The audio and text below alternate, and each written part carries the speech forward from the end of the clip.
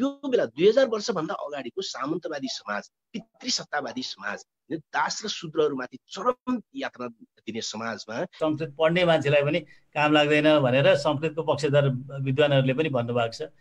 पहिला मातृभाषा हुँदाखेरि एउटा लिम्बू भाषा नजानेले के गरिदियो भनेदेखि लिम्बू लेख्यो आफ्नो भाषा भनेर, जबकि उसको भाषा चाहिँ नेपाली थियो।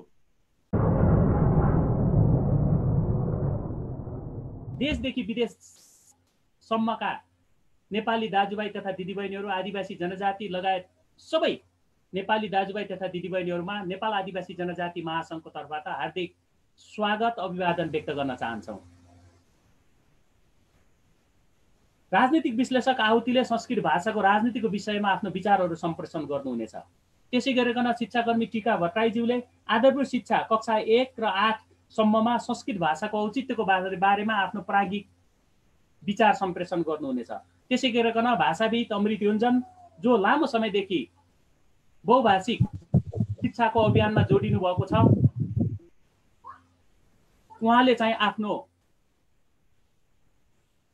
कुरा राख्नुहुनेछ र मूलतः संविधान ऐन कानुनमा भाषाको अवस्था र मातृभाषामा पठन पाठनको स्थितिको बारेमा आफ्नो कुराहरू राख्नुहुनेछ।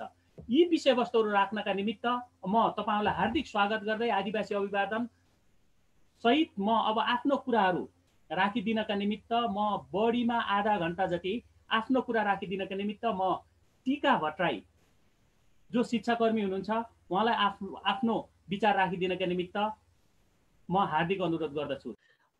यो एक हिसाबले निकै बृहत विषय भयो भने पनि यति बेला चाहिँ हाम्रो ध्यान अहिले भर्खरै सरकारले निकालेको एउटा हल्ला भनौँ न, त्यसमा केन्द्रित भएर कुरा गर्छु र त्यसमा अहिले पछाडि साथीहरूले प्रश्न गर्नुहुन्छ होला, त्यसले अरू धेरै चिजहरू पनि निम्त्याउँछ भन्ने लाग्छ। अहिले यो एक कक्षादेखि एक कक्षाको संस्कृतको पाठ्यक्रम निकालियो भन्ने कुराले चाहिँ जुन किसिमको चाहिँ तरङ्ग सिर्जना गर्यो, त्यो हामी सबैजना शिक्षित हुनको लागि एकदम राम्रो अवसर हो भन्ने लाग्छ। त्यस हिसाबमा यो जुन कार्यक्रम आयोजना गर्नुभयो निकै सान्दर्भिक छ भन्ने लाग्छ।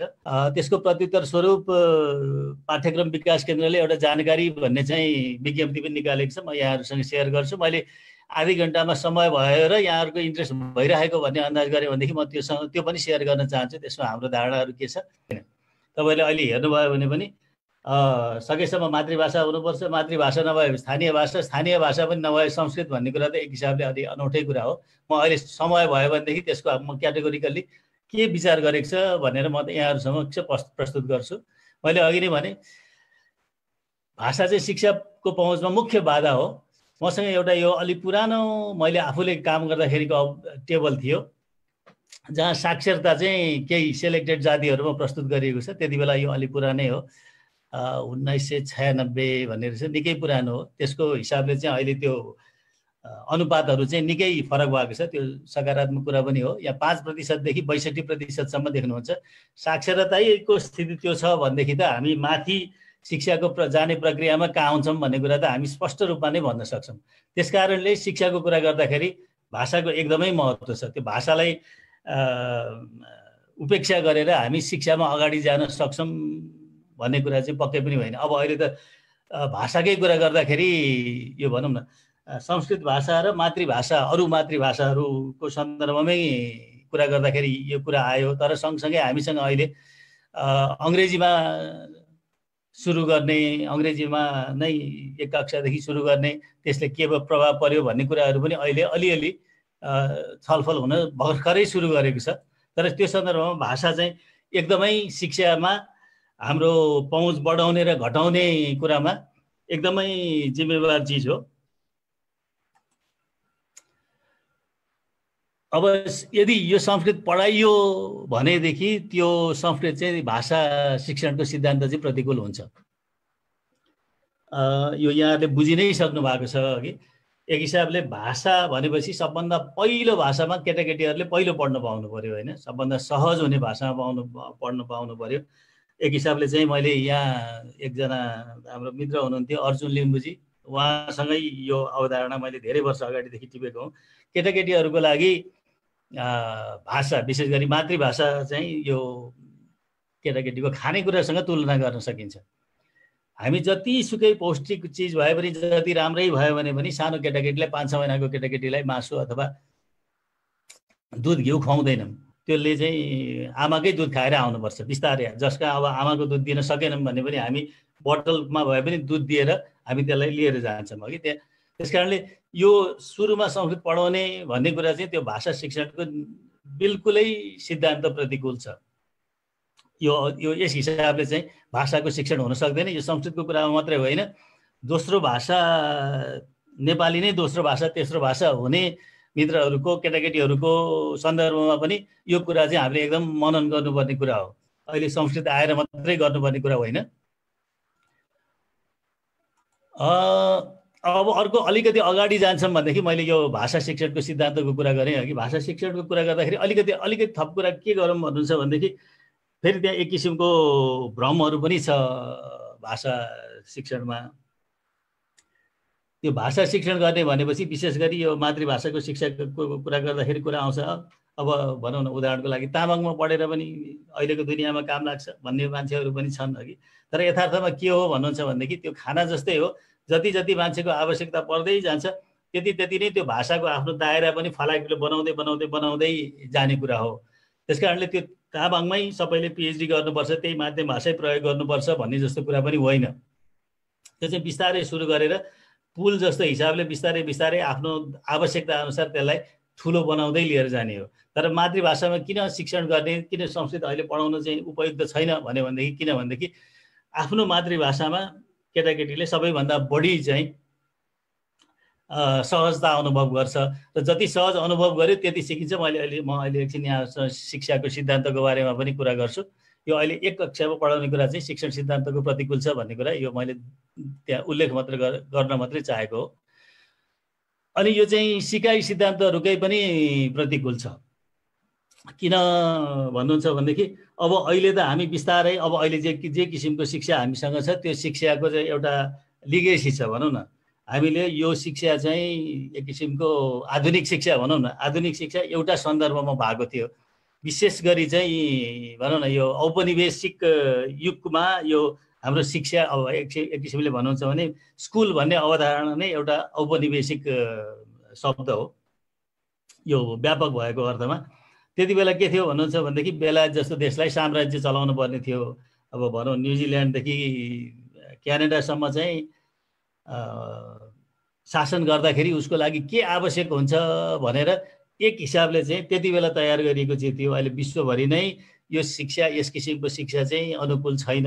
यसले चाहिँ अब भनौँ न अब त्यसको एकदम राम्रो उदाहरण त अक्षर राम्रो पार्ने भन्ने कुरा त्यति बेला अब कम्प्युटर नभएको जमानामा ब्रिटिस साम्राज्यलाई त त्यो अक्षर ठ्याक्कै अब इन्डियामा लेखेको पनि अफ्रिकामा लेखेको पनि कुरा बुझ्नलाई त अक्षर राम्रो बनाउनुपर्छ भन्ने पनि थियो नि होइन। त्यहीँदेखि नै त्यो चिजहरू आइराखेको थियो। तर अहिले हामीले के महसुस गरिरहेको छौँ भनेदेखि शिक्षा भनेको चाहिँ त्यो व्यक्तिगत तहमा जानुपर्छ। यो स्ट्यान्डर्डाइजेसन रेजिमेन्टेसन भन्छ नि, शिक्षालाई चाहिँ एकदम यो औद्योगिक उत्पादन जस्तो गरेर लिएर हामी शिक्षा दिनलाई सक्दैनौँ। शिक्षाले चाहिँ हामीमा भएको व्यक्तिमा केटाकेटीमा भएको जुन प्रतिभा छ त्यो प्रतिभालाई फुलाउने गर्नु पर्यो। त्यसलाई अवरोध गर्नु भएन। स्ट्यान्डर्डाइजेसनको प्रक्रियाले अर्को भाषामा लिएर जाने प्रक्रियाले चाहिँ त्यो प्रक्रिया अवरुद्ध गराउँछ। अब अहिले भनौँ न त्यो औद्योगिक क्रान्तिको बेलादेखि ब्रिटिस साम्राज्यको औपनिवेशिक कालदेखि कुरा गऱ्यो भनेदेखि एउटा निश्चित पद्धति थियो भनौँ न। अब स्कुल जाने, स्कुल गएर त्यहाँ पास गर्ने अनि त्यसअनुसार चाहिँ जागिर पाउने भन्ने कुरा थियो। अब त्यो कुरा त निकै असान्दर्भिक भइसक्यो। अब विशेष गरी भनौँ न हाम्रो जस्तो देशमा सरकारी जागिरको कुरा थियो। त्यो सरकारी जागिरमा त्यस किसिमको सरकारी जागिरमा आफूलाई कसरी फिट हुने भनेर भाषादेखि चाहिँ तयार हुने कुराहरू थियो होइन। अब त्यसबाट हामी निकै पर गइसकेका छौँ। किनभने शिक्षामा यदि हामीले सृजनशीलता नल्याउने हो भनेदेखि यो अहिलेको शिक्षाले काम छैन भन्ने कुरा त हामीले एकदम थाहा पाइरहेका छौँ। हामी आफ्नै जिन्दगीमा पनि अनुभव गरिरहेकै छौँ। त्यस हिसाबले यो व्यक्तिगत रूपमा हुने भनौँ व्यक्तिलाई सम्बोधन गर्नुपर्ने समेत आवश्यकता भएको अवस्थामा त बाहिरको भाषाबाट सुरु गर्ने भन्ने कुरा त त्यो नितान्त नै अनुपयुक्त कुरा हो। यो मैले निरपेक्षता भनेको मैले विशेष गरी सेक्युलर भन्न खोजेको। अहिले राजनीतिको कुरा आउँदाखेरि अब यो संस्कृत भाषा गैर जनजाति बाहेक अरूले कुरा गर्ने हिन्दूहरूको एक हिसाबले हिन्दूहरूले चाहिँ आफ्नो घर बनाएको भनौँ न भाषाको हिसाबले कुरा आउने कुरा गर्दाखेरि मैले आफूलाई चाहिँ त्यो निरपेक्षतामा कुरा गरेको यो धर्म यो जात जातिको निरपेक्षतामा पनि सिकाइ सिद्धान्तहरू पनि प्रतिकूल नै छ भन्ने कुरा गरिरहेको छ। अब यो एक हिसाबले योजनाकारको ज्ञानको कमी पनि हो। त्यस हिसाबले कुरा गर्दाखेरि तपाईँ हामी 2011 सालदेखिकै कुरा गर्न सक्छौँ। यो पहिलो शिक्षा आयोग यो पाण्डेजी के सरदार रुद्रराज पाण्डेको अध्यक्षतामा भएको बेलादेखि नै त्यो भाषिक बहुलतामाथि सङ्गठित रूपमा के भनौँ त्यसलाई डिसमिस गर्ने चाहिँ प्रयत्न भएको हो।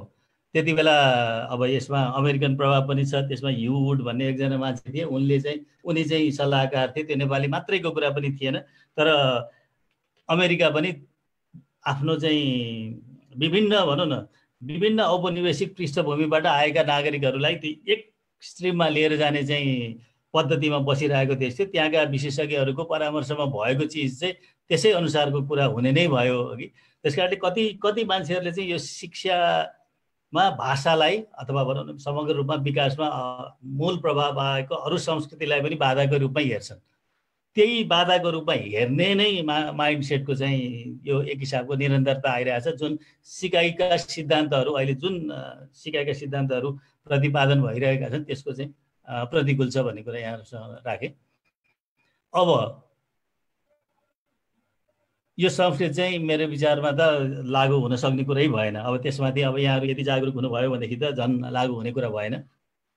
एक हिसाबले अहिले कुरा गर्न भ्याइयो भने कुरा गरौँ न। जुन हिसाबले संस्कृत उहाँहरूले चाहिँ ठेलेर ल्याउन प्रयत्न गर्नुभएको छ, उहाँहरूले भनेको अब मन्त्रालय सिडिसी भनौँ न, त्यस हिसाबले त संस्कृतको आफ्नै महत्त्व पनि भएन। आखिर त्यति महत्त्वको भाषा हो भन्ने कुरामा केही विवाद भएन। कति साथीहरूले चाहिँ अब यो जिन्दगीमा कहिल्यै काम लागेन, यसलाई किन पढ्नु पर्यो भन्नुहुन्छ। म त्यस्तो धारणा राख्ने मान्छेमा चाहिँ पढ्दिनँ। किनभनेदेखि घरबाट निस्किँदाखेरि पानी परेन भनेर छाता नलिकन निस्केर भोलिपर्सि त्यो छातै काम लाग्दैन भन्ने कुरा भएन। भविष्य कस्तो हुन्छ भन्ने कुरा थाहा हुन सक्दैन। तर मुख्य चाहिँ केटाकेटीमा केन्द्रित भएर सुरु गर्ने प्रक्रियाबाट सुरु गऱ्यौँ भनेदेखि चाहिँ हामीलाई शिक्षाको हिसाबबाट हेर्न सजिलो हुन्छ। ल भइगयो, संस्कृत त भएन, तर के हुन्छ त अब त्यसपछि? त्यो संस्कृत नपढाउँदै हामी खुसी भएर बस्ने हो त? अब हामी यति मातृभाषीहरू छौँ, संस्कृतमा यति यो भाषामा यति धेरै समस्याहरू छ, हामीले यति कुराहरू थुप्रै कुराहरू थाहा पाएका पनि छौँ, तर अब के हुन्छ त? अब संस्कृत त भएन रे। मेरो विचारमा यो पढाइ हुँदैन। उहाँहरूले चाहिँ एक हिसाबले यसलाई बलले चाहिँ ल्याउने कुरा गर्नुभयो। त्यो वास्तवमा भन्नु भने त्यो दस्तावेजहरू हेर्नुभयो भनेदेखि त्यो आउने कुरा नै निकै त्यो सङ्गतिपूर्ण छैन। त्यो एकअर्कासँग कुरा मिल्ने नै छैन। त्यस कारणले त्यसको बारेमा धेरै कुरा गरिराख्न पनि जाने आवश्यक छ जस्तो लाग्दैन।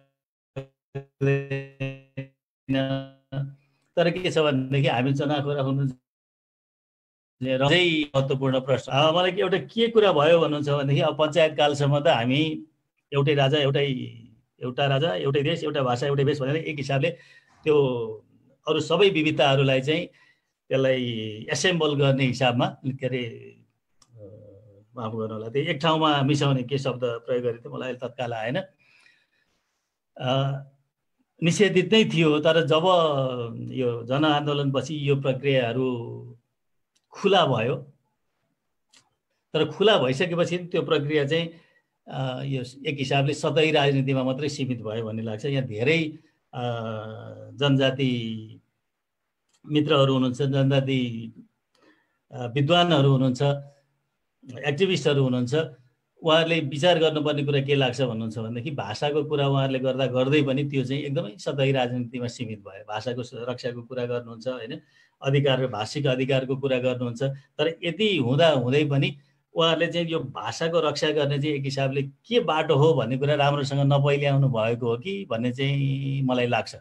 मेरो विचारमा भाषाको संरक्षण गर्न त हामी यो जहाँबाट भाषा ध्वस्त हुन्छ त्यो भाषा ध्वस्त नहुने प्रक्रियाभित्रै पस्नुपर्छ। त्यो भनेको हाम्रो विद्यालयमा भाषा पढाइ गर्नु नै हो, भाषा चाहिँ प्रयोग गर्नु नै हो। त्यसैबाट नै हाम्रो अधिकार पनि बाँकी रहन्छ। त्यो भाषाको चाहिँ समृद्धि पनि, भाषा पनि समृद्ध हुन्छ।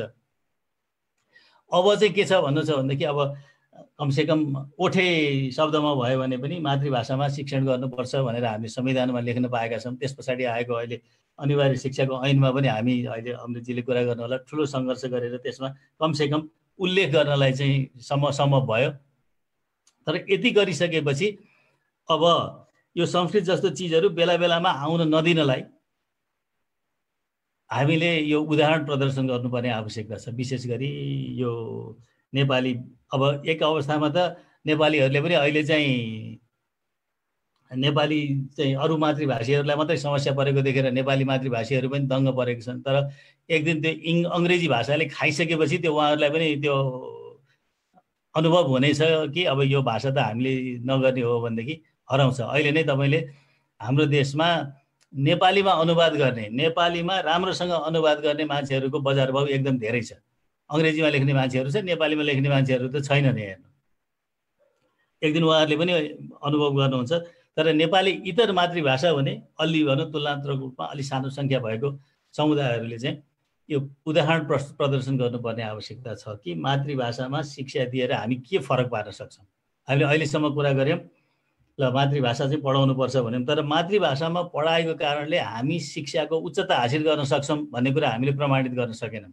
त्यो प्रमाणित गर्न नसकिसकेपछि यहाँ उपस्थित हुनुभएको धेरै मित्रहरू जस्तो कमिटेड भनौँ न प्रतिबद्ध, त्यसलाई अलिकति गहिराइमा बुझ्न सक्ने सबै जनजाति आदिवासी मातृभाषी नेपाली बाहेकको अरू मातृभाषा बोल्ने मित्रहरू पनि हुनुहुन्न। त्यसको लागि चाहिँ उदाहरण चाहिँ प्रदर्शन गर्नुपर्ने आवश्यकता छ। अहिले भनौँ न अहिले चाहिँ अब हामी सङ्घीयतामा गयौँ। कसैले मलाई समयको रिमाइन्डर गर्नुहुन्छ होला अघि। तर अहिलेसम्म पनि हामीले भनौँ न पक्कै पनि अब तामाङ बहुल चाहिँ पालिकाहरू होलान्, अब गुरुङ बहुल पालिकाहरू होलान्, नभए पनि ती विद्यालयमा कमसेकम त्यो भाषा बहुल हुने विद्यालयहरूमा त हामीले कमसेकम त्यो मातृभाषाको माध्यमबाट अब अहिले त्यो ठुलो छलफलभित्र नपसौँ, अहिले समय हुन्न होला। माध्यम भाषा र विषयको रूपमा भाषा हामीले खोजेको चाहिँ शिक्षाको हिसाबले, शिक्षाको उच्चता प्राप्त गर्ने हिसाबले खोजेको चाहिँ यो भाषाको माध्यमबाट प्रयोग गर्ने कुरा हो, एउटा विषयको रूपमा कुरा गरेको कुरा होइन। अहिले तपाईँले म एकछिन सेयर गर्छु।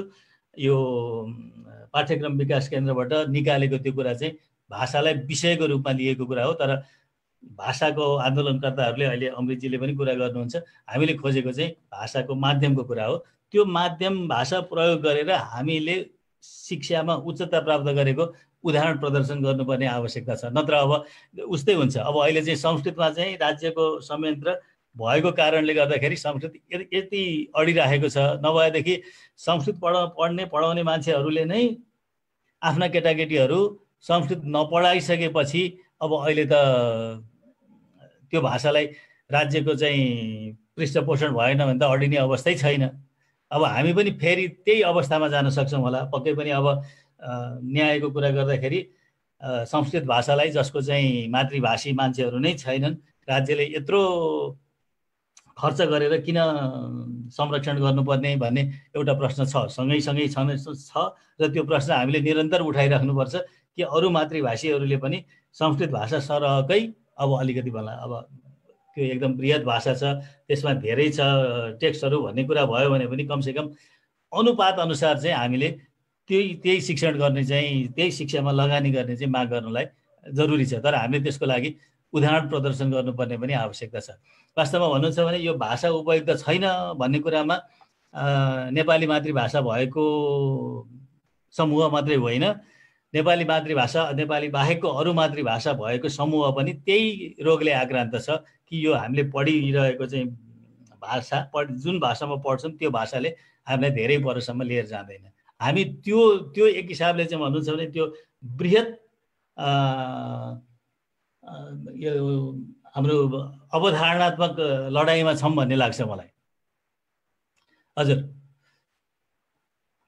मैले यहाँहरूसँग यति निवेदन गरेँ। अब अलिकति समय लिएर म यहाँहरूलाई अहिले के छ भन्ने कुरा चाहिँ बताउन चाहन्छु। खास गरी अहिले निस्किएको सन्दर्भमा यहाँ 1 र 3 को पाठ्यक्रममा के भनेको छ भने संस्कृत तथा परम्परागत शिक्षाको प्राथमिक शिक्षा 1-3 कक्षालाई एकीकृत सिद्धान्त अनुरूप साधारण शिक्षाकै समग्र शिक्षा प्रदान गरिनेछ। भनेर यो चाहिँ विशेष गरी परम्परागत शिक्षाको सन्दर्भमा मात्रै संस्कृतको कुरा गरिएको छ। त्यही पनि अब यो कुरा मिल्ने कुरा चाहिँ छैन। यस शिक्षामा मातृभाषाका सट्टामा सम्बन्धित भाषा, संस्कृत रचना, भोट भाषा, अरबिक, उर्दू भाषा, किराँत लिम्बू भाषा आदिका पाठ्य सामग्री कार्यान्वयन गरिनेछ भनेको छ। यो परम्परागत शिक्षामा संस्कृत तथा परम्परागत शिक्षा भनेको ठाउँमा हुनुलाई केही समस्या भएन।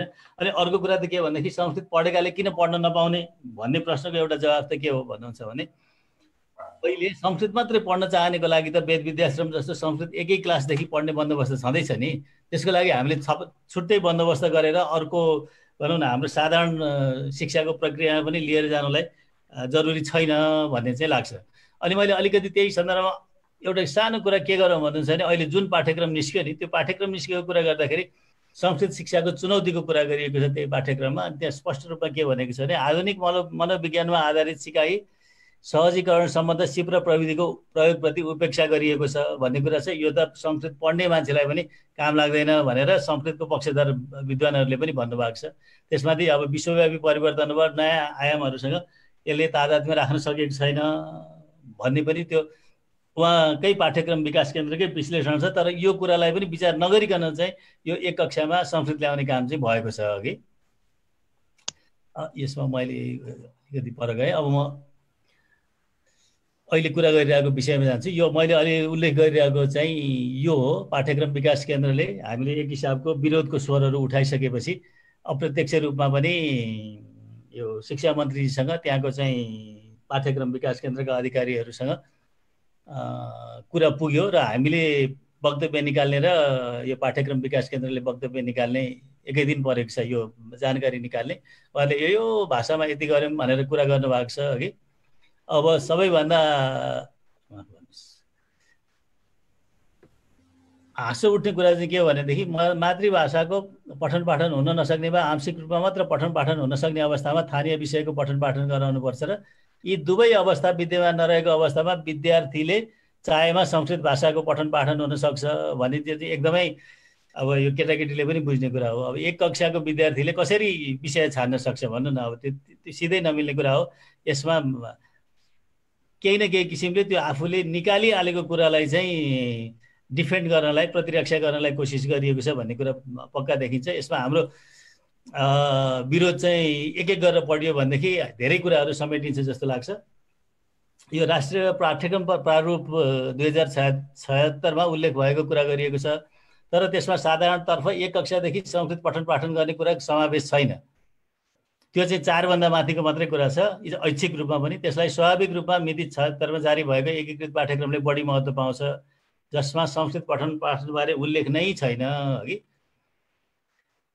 अब त्यो 76 को प्रारूप अनुसार भएको भए थियो भने पनि त्यो संशोधन गर्नुपर्ने थियो। अब के त संशोधन गर्न सकिन्छ, त्यो पाठ्यक्रम संशोधन गर्न नपर्ने कुरा होइन। तर त्यो प्रारूप निर्माण गर्दाखेरि भाषामा सरोकार र दखल राख्ने जसलाई चाहिँ भाषाले धेरै सरोकार राख्छ ती व्यक्तित्वहरू बोलाएको पनि देखिन्न। अर्को चाहिँ अब मैले यो यहाँहरूसँग भनिहालेँ, संविधानको मकसद त मातृभाषाका विषयमा पढाउने कुरा होइन, त्यसलाई माध्यम बनाउनु पर्ने कुरा हो अघि। अब यसरी संस्कृतमा जाँदाखेरि त मातृभाषाप्रति व्यवस्था नै ठहर्छ, यसमा पक्कै कुरो छ। तर मैले भनिहालेँ यो सँगसँगै नेपालीले अरू भाषालाई निल्न खोज्यो भनेदेखि अङ्ग्रेजीले नेपाली समेतलाई निलिरहेको छ। त्यसलाई पनि हामीले सँगै राखेर हेर्नु चाहिँ पर्छ।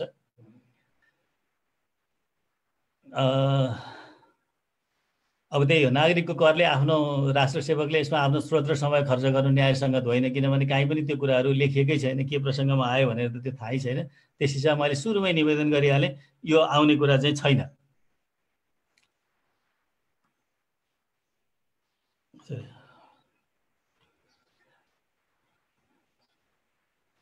अब मातृभाषा पनि नभएको बेलामा अघि मैले तपाईँहरूलाई देखाइहालेँ यो मदरसा कुरा स्पष्ट आदिमा चलेको धारको कुरा गरेको जसमा कुरा अझ तर्कसङ्गत छैन अघि। अरूमा यो त मेरो विचारमा भुल पनि होला। अब विद्यार्थीले चाहेमा पठन पाठन हुनसक्छ भन्ने कुरा त हास्यास्पद नै छ। त्यो एक कक्षाको विद्यार्थीहरूले कसरी पढ्न सक्छन्। तर धेरैको चाहिँ त्रास के रहेछ भनेदेखि कति ठाउँहरूमा यो ऐच्छिक भनेर पनि पाठ्यक्रम विकास केन्द्रले बनाएर यो जनक शिक्षाले छापेर पठाइसकेपछि त्यो अनिवार्यको रूपमा आउँछ भन्ने चाहिँ ठुलो त्रास रहेछ। यदि हामी चलाखो भएनौँ भनेदेखि त्यस्तो हुनसक्छ, तर हामी यतिको चलाखो भयौँ भने पनि त्यो कुराहरू अगाडि जान चाहिँ सक्छ जस्तो मलाई लाग्दैन। तर त्यही पनि फेरि कुरा बाँकी रहन्छ, संस्कृत आएन भन्दैमा हामी जित्छौँ त भन्ने कुरा त आउँछ नि पक्कै।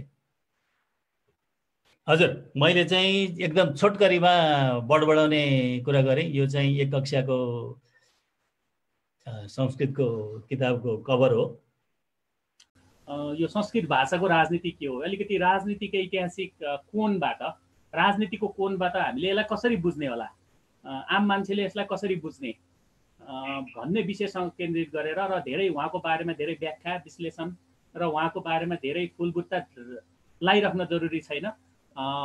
यो क्षेत्रमा अथवा प्राज्ञिक क्षेत्रमा अथवा अभियानको क्षेत्रमा विभिन्न अथवा सीमान्तकृत बहिष्कृत समुदायको आन्दोलनमा जोडिएका लेख्ने बोल्ने सबैले का निमित्त एकजना चिरपरिचित व्यक्तित्व हुनुहुन्छ। त्यसो भएको हुनाले म आदरणीय आवती राजनीतिक विश्लेषकज्यूलाई आफ्नो कुरा राखिदिनको निमित्त म हार्दिक अनुरोध गर्दछु।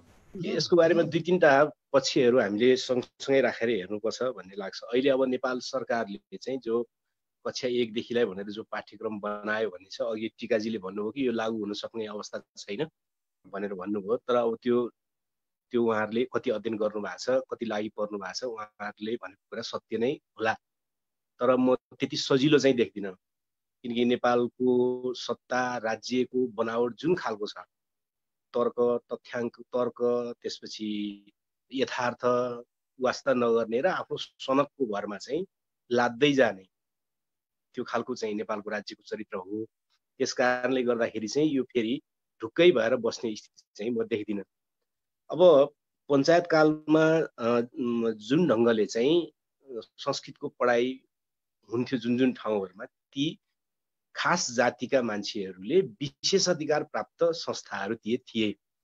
त्यहाँ बसेर छात्रवृत्ति पाउने, त्यहाँ बसेर खान पाउने, त्यहाँ बसेर पढ्न पाउने स्थिति त्यहाँ बन्द थियो र त्यसको निम्ति राज्यले आम जनताबाट उठाएको कर खर्च गरेर चाहिँ निश्चित जातिबाट आएका मानिसहरूको निम्ति विशेष व्यवस्था गर्ने स्थिति त्यो थियो। 46 को परिवर्तनपछि चाहिँ अब त्यो क्रम माथि अब प्रश्नहरू उठ्न थाल्यो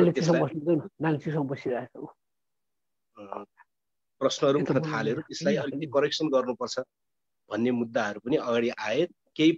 केही सुधारहरू हुन पनि खोज्यो, तर त्यो यथावत रूपमा त्यस प्रकारका विद्यालयहरू क्याम्पसहरू चलि नै रहेका थिए र त्यति बेलाको संसदमा चाहिँ फेरि एउटा हस्ताक्षर सङ्कलन प्रक्रिया चल्यो र त्यो हस्ताक्षर सङ्कलन प्रक्रियाले चाहिँ संस्कृत अनिवार्य बनाउनु पर्छ कि पर्दैन भन्ने बारेमा चल्यो र त्यसको ठुलो विरोध पनि भयो र त्यो अनिवार्य के गर्ने भन्दै फेरि कक्षा 8 सम्म अनिवार्य गराउने दिशामा त्यसलाई राखियो। विरोध हुँदै अब आयो अहिले फेरि बीचमा जनयुद्धको प्रक्रिया चल्यो र त्यो अनिवार्य 8 कक्षासम्म पढाउने जो संस्कृतको कुरा थियो त्यो एक प्रकारले ह्यान्डिक्याप जस्तो अथवा त्यो प्रक्रिया अगाडि बढ्न सकेन र अहिले नयाँ संविधान बनिसकेपछि फेरि त्यो कुरालाई भाषा आयोगले सिफारिस गर्यो भन्ने नाममा, जबकि हामी सबैलाई थाहा छ कि नेपालमा भाषा आयोगको आवश्यकता किन भएको हो र संविधान बन्दाखेरि भाषा आयोगको चाहिँ किन परिकल्पना गरियो भन्दाखेरि नेपालमा चाहिँ विभिन्न समुदाय र विभिन्न जातिहरूका आफ्ना भाषाहरू माथि लामो समयदेखि उत्पीडन हुँदै आयो र ती भाषाहरू कोही लोप हुने दिशातिर पनि गए र उनीहरूमाथि उत्पीडन भएको हुनाले अब ती भाषा र ती भाषा बोल्ने भाषीहरू प्रति न्याय गर्नका निम्ति अब बहुभाषिक नीति चाहिँ कसरी लागू गर्ने त भनेर डिजाइन गर्नका निम्ति, त्यसको नीति बनाउनका निम्ति, त्यसको वास्तविक नेपालको धरातल अनुसारको योजना बनाउनका निम्ति भनेर भाषा आयोगको परिकल्पना भएको थियो। तर यसले भाषा आयोगले त हतारमा चाहिँ संस्कृत पढाउने भनेर सिफारिस गर्यो भन्ने सुन्नमा आयो। त्यो हुँदै हो। अब यसमा दुई तीनटा पक्षहरू देखिन्छ। एउटा कुरा चाहिँ के छ भने संस्कृत कस्तो भाषा हो। एक स्वाभाविक रूपमा यो मैले आफ्नो लेखहरू लेख्दाखेरि पनि भनेको छु कि संस्कृत भाषाको बारेमा बहस चल्दाखेरि चाहिँ एक थरी मान्छेले चाहिँ आफ्नो भाषा जस्तो सोच्ने, अर्को थरी मान्छेले चाहिँ यो पराई भाषा जस्तो सोच्ने, त्यस्तो खालको बहस नेपालमा हुने गरेको छ। तर मेरो अध्ययनमा र हामी सबैले बुझेको कुरा चाहिँ के हो भने नेपालमा चाहिँ यो कसैको पनि मातृभाषा चाहिँ होइन, मातृभाषा कसैको पनि होइन। यो भाषा कहाँ प्रयोग भइराखेको छ त भन्यो भने मन्दिरका पुजारीहरूले प्रयोग गरिराखेका छन्, हिन्दू मन्दिरका, त्यो पनि आम भक्तजनहरूले बुझ्नका निम्ति होइन कि त्यो पुराना मन्त्रहरू पाठ गर्नका निम्ति। त्यसपछि हिन्दूहरूका चाहिँ अनुष्ठानहरूमा मन्त्र उच्चारणको निम्ति प्रयोग भइरहेको छ, त्यो आम जनताले बुझ्नका निम्ति पनि होइन। विभिन्न कर्मकाण्डहरूका निम्ति प्रयोग भइरहेको छ, त्यो पनि त्यो कर्मकाण्ड गर्ने व्यक्तिले बुझ्नका निम्ति होइन, बरु त्यो पुरोहितले भट्याउनका निम्ति, रित पुर्याउनका निम्ति मात्रै हो। भनिसकेपछि यो मूलभूत रूपमा कसैको पनि मातृभाषा होइन। त्यसो भएको हुनाले संस्कृतको बारेको बहस छलफल चाहिँ आफन्त र पराईको बहस जस्तो हुनु हुँदैन, बरु नेपाली समाजको निम्ति चाहिँ संस्कृत, नेपाली समाजले संस्कृत भाषाप्रति कस्तो नीति लिँदाखेरि सबैको निम्ति फाइदा वा घाटा के हुन्छ भनेर छलफल गर्ने कुरा हैन। जस्तो तपाईहरुको यो छलफलमा पनि अधिकांश जनजाति साथीहरु हुन् त, अब जनजाति महासंघले आयोजना गरेको हुनाले जनजाति साथीहरु बढी हुनु स्वाभाविक भयो। तर फेरि जनजाति इतरका मान्छेहरुले पनि यो बहसमा भाग लिनुपर्ने हुन्छ र उनीहरुले मानौ एकजना हिन्दू ब्राह्मण परिवारमा हुर्केको युवा छ भने उसले चाहिँ यो चाहिँ मेरो अलिकति आफन्तको भाषा भनेर बहस गर्नुको कुनै अर्थ छैन, निरर्थक कुरा हो। किनकि त्यो उसको जीवनमा प्रयोग हुने चिजै छैन, उसको जीवनमा दैनन्दिन जीवनमा व्यवहारमा प्रयोग भइरहेको हो र होइन, कसैको पनि होइन। भनिसकेपछि हाम्रो बहसको छलफल चाहिँ, बहसको दिशा चाहिँ के हुनुपर्छ जस्तो मलाई लाग्छ भन्दाखेरि चाहिँ यो पराई वा आफन्तको भाषाको बारेमा छलफल गर्दा अथवा साम्प्रदायिक अनुरागसँग सम्बन्धित भएर वा साम्प्रदायिक घृणासँग सम्बन्धित भएर छलफल गर्नुभन्दा संस्कृत भाषालाई नेपाली समाजले कस्तो व्यवहार गर्दाखेरि चाहिँ नेपाली समाजका सबैको निम्ति ठिक र बेठिक होला त भन्ने कोणबाट बहस गरिनु सबभन्दा मुख्य कुरा हो पहिलो। त्यसरी कुरा गर्दाखेरि चाहिँ संस्कृत कस्तो भाषा हो त भनेर अनि संस्कृतको बारेमा बहस गर्ने, वकालत गर्ने साथीहरूले गर्ने तर्कहरू के हो त भन्यो भने चाहिँ संस्कृत एउटा आफ्नो समयको समृद्ध भाषा हो। यो 2000 वर्षभन्दा अगाडि जुन बेलामा प्रचलित थियो भनेर मानिन्छ, प्रचलित थियो पनि, त्यसको समयको बारेमा 200-400 वर्ष तलमाथि पर्न सक्दछ, तर 2000 वर्ष अगाडि यो एउटा समृद्ध भाषाको रूपमा एउटा संसारमा रहेका विभिन्न समृद्ध भाषाहरूमध्ये यो एउटा समृद्ध भाषा थियो हैन, जसका चाहिँ अत्यन्तै न्यून द्विअर्थी शब्दहरू भएको शब्द भण्डार, त्यसको उच्चारण गर्ने स्पष्ट तरिका हैन लगायतका चीजहरूको कारणले यो एउटा समृद्ध भाषा थियो। अहिले पनि संसारमा त्यसलाई समृद्ध भाषाको रूपमा मानिन्छ। त्यसैले संस्कृत कमजोर भाषा हो, संस्कृत चाहिँ नि खतम भाषा हो भन्ने अर्थमा प्राथमिक शिक्षामा संस्कृत राख्नुहुन्न भन्ने त कसैको कुरा होइन। त्यो होइन, त्यो एक समयको समृद्ध भाषा थियो। जसरी ल्याटिन भाषा एक समयमा समृद्ध भाषा थियो हैन, अहिले चाहिँ अब होली सिटीको वरपर मात्रै, त्यहाँ पनि प्रशासनिक होइन पुरै त्यहीँको निम्ति मात्रै ल्याटिन भाषा प्रयोग गरे पनि एक समयमा ल्याटिन भाषा चाहिँ समृद्ध भाषा थियो। त्यस्तै गरी संस्कृत पनि समृद्ध भाषा थियो। त्यो भाषामा 8-10 वटा चीजहरू त्यति बेलाको सभ्यताले, मूलत दक्षिण एसियाको सभ्यता अथवा हिन्दू सभ्यता भनेर भन्नुहोस्, हिन्दू सभ्यतामा विकसित भएका त्यति बेलाका 8-10 वटा चीजका ज्ञानहरू पनि त्यसै भाषामा लिपिबद्ध भए। एउटा जस्तो कि आयुर्वेद त्यति बेला त्यसमा लिपिबद्ध हुनु पुग्यो। त्यसै गरी चाहिँ हैन अर्थशास्त्र, त्यसमा जस्तो कौटिल्य वा चाणक्यको अर्थशास्त्र जसलाई भनिन्छ त्यो त्यसमा लिपिबद्ध हुनु पुग्यो। त्यो समाजले खोज गरेको ज्योतिष शास्त्र वा ज्योतिष विज्ञान त्यसमा लिखित हुनु पुग्यो। त्यसै गरी त्यसको साहित्य, त्यसका रामायण भन्नुहोस्, महाभारत भन्नुहोस् लगायतका जति पनि धेरै साहित्यहरू छन् त्यो साहित्य त्यो भाषामा लिपिबद्ध हुन पुग्यो। त्यस्तै गरी चाहिँ अब धर्म र दर्शन शास्त्र त्यसभित्र विकसित भएका, जस्तो कि 4-5 वटा दर्शनका शाखाहरू त्यसभित्र विकसित छन्। ब्रह्मवाद छ हैन, त्यसपछि आएर चाहिँ अतर्क बुद्धिवाद छ, बुद्धिवाद छ, द्वैतवाद छ, अद्वैतवाद छ लगायतका, त्यसपछि चारवाकहरू आउँछन् हैन, इत्यादि इत्यादि जति पनि दर्शनहरू त्यहाँ विकसित भए त्यो पनि त्यो भाषामा लिपिबद्ध हुन पुगे। त्यस्तै गरी योग, ध्यान जस्ता चिजहरू पनि त्यसमा लिपिबद्ध हुन पुगे।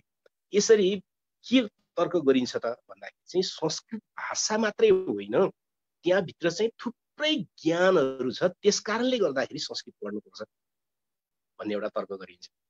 निश्चय पनि सबै सभ्यता लिखित साहित्य भएका सबै सभ्यताहरूमा वा लिखित साहित्य नभएका पनि सभ्यताहरूमा स्वाभाविक रूपमा त्यहाँभित्र दर्शनशास्त्र पनि हुन्छ, त्यहाँ विज्ञान पनि हुन्छ, त्यहाँभित्र समाजशास्त्र हुन्छ, त्यहाँभित्र नीतिशास्त्र हुन्छ, त्यहाँभित्र चाहिँ सबै मानिसका जीवनका आवश्यकताका कुरा धेर वा थोर सबैसँग हुन्छ। त्यसकारण हिन्दू समाजभित्र पनि ती चिजहरू थिए, स्वाभाविक छ।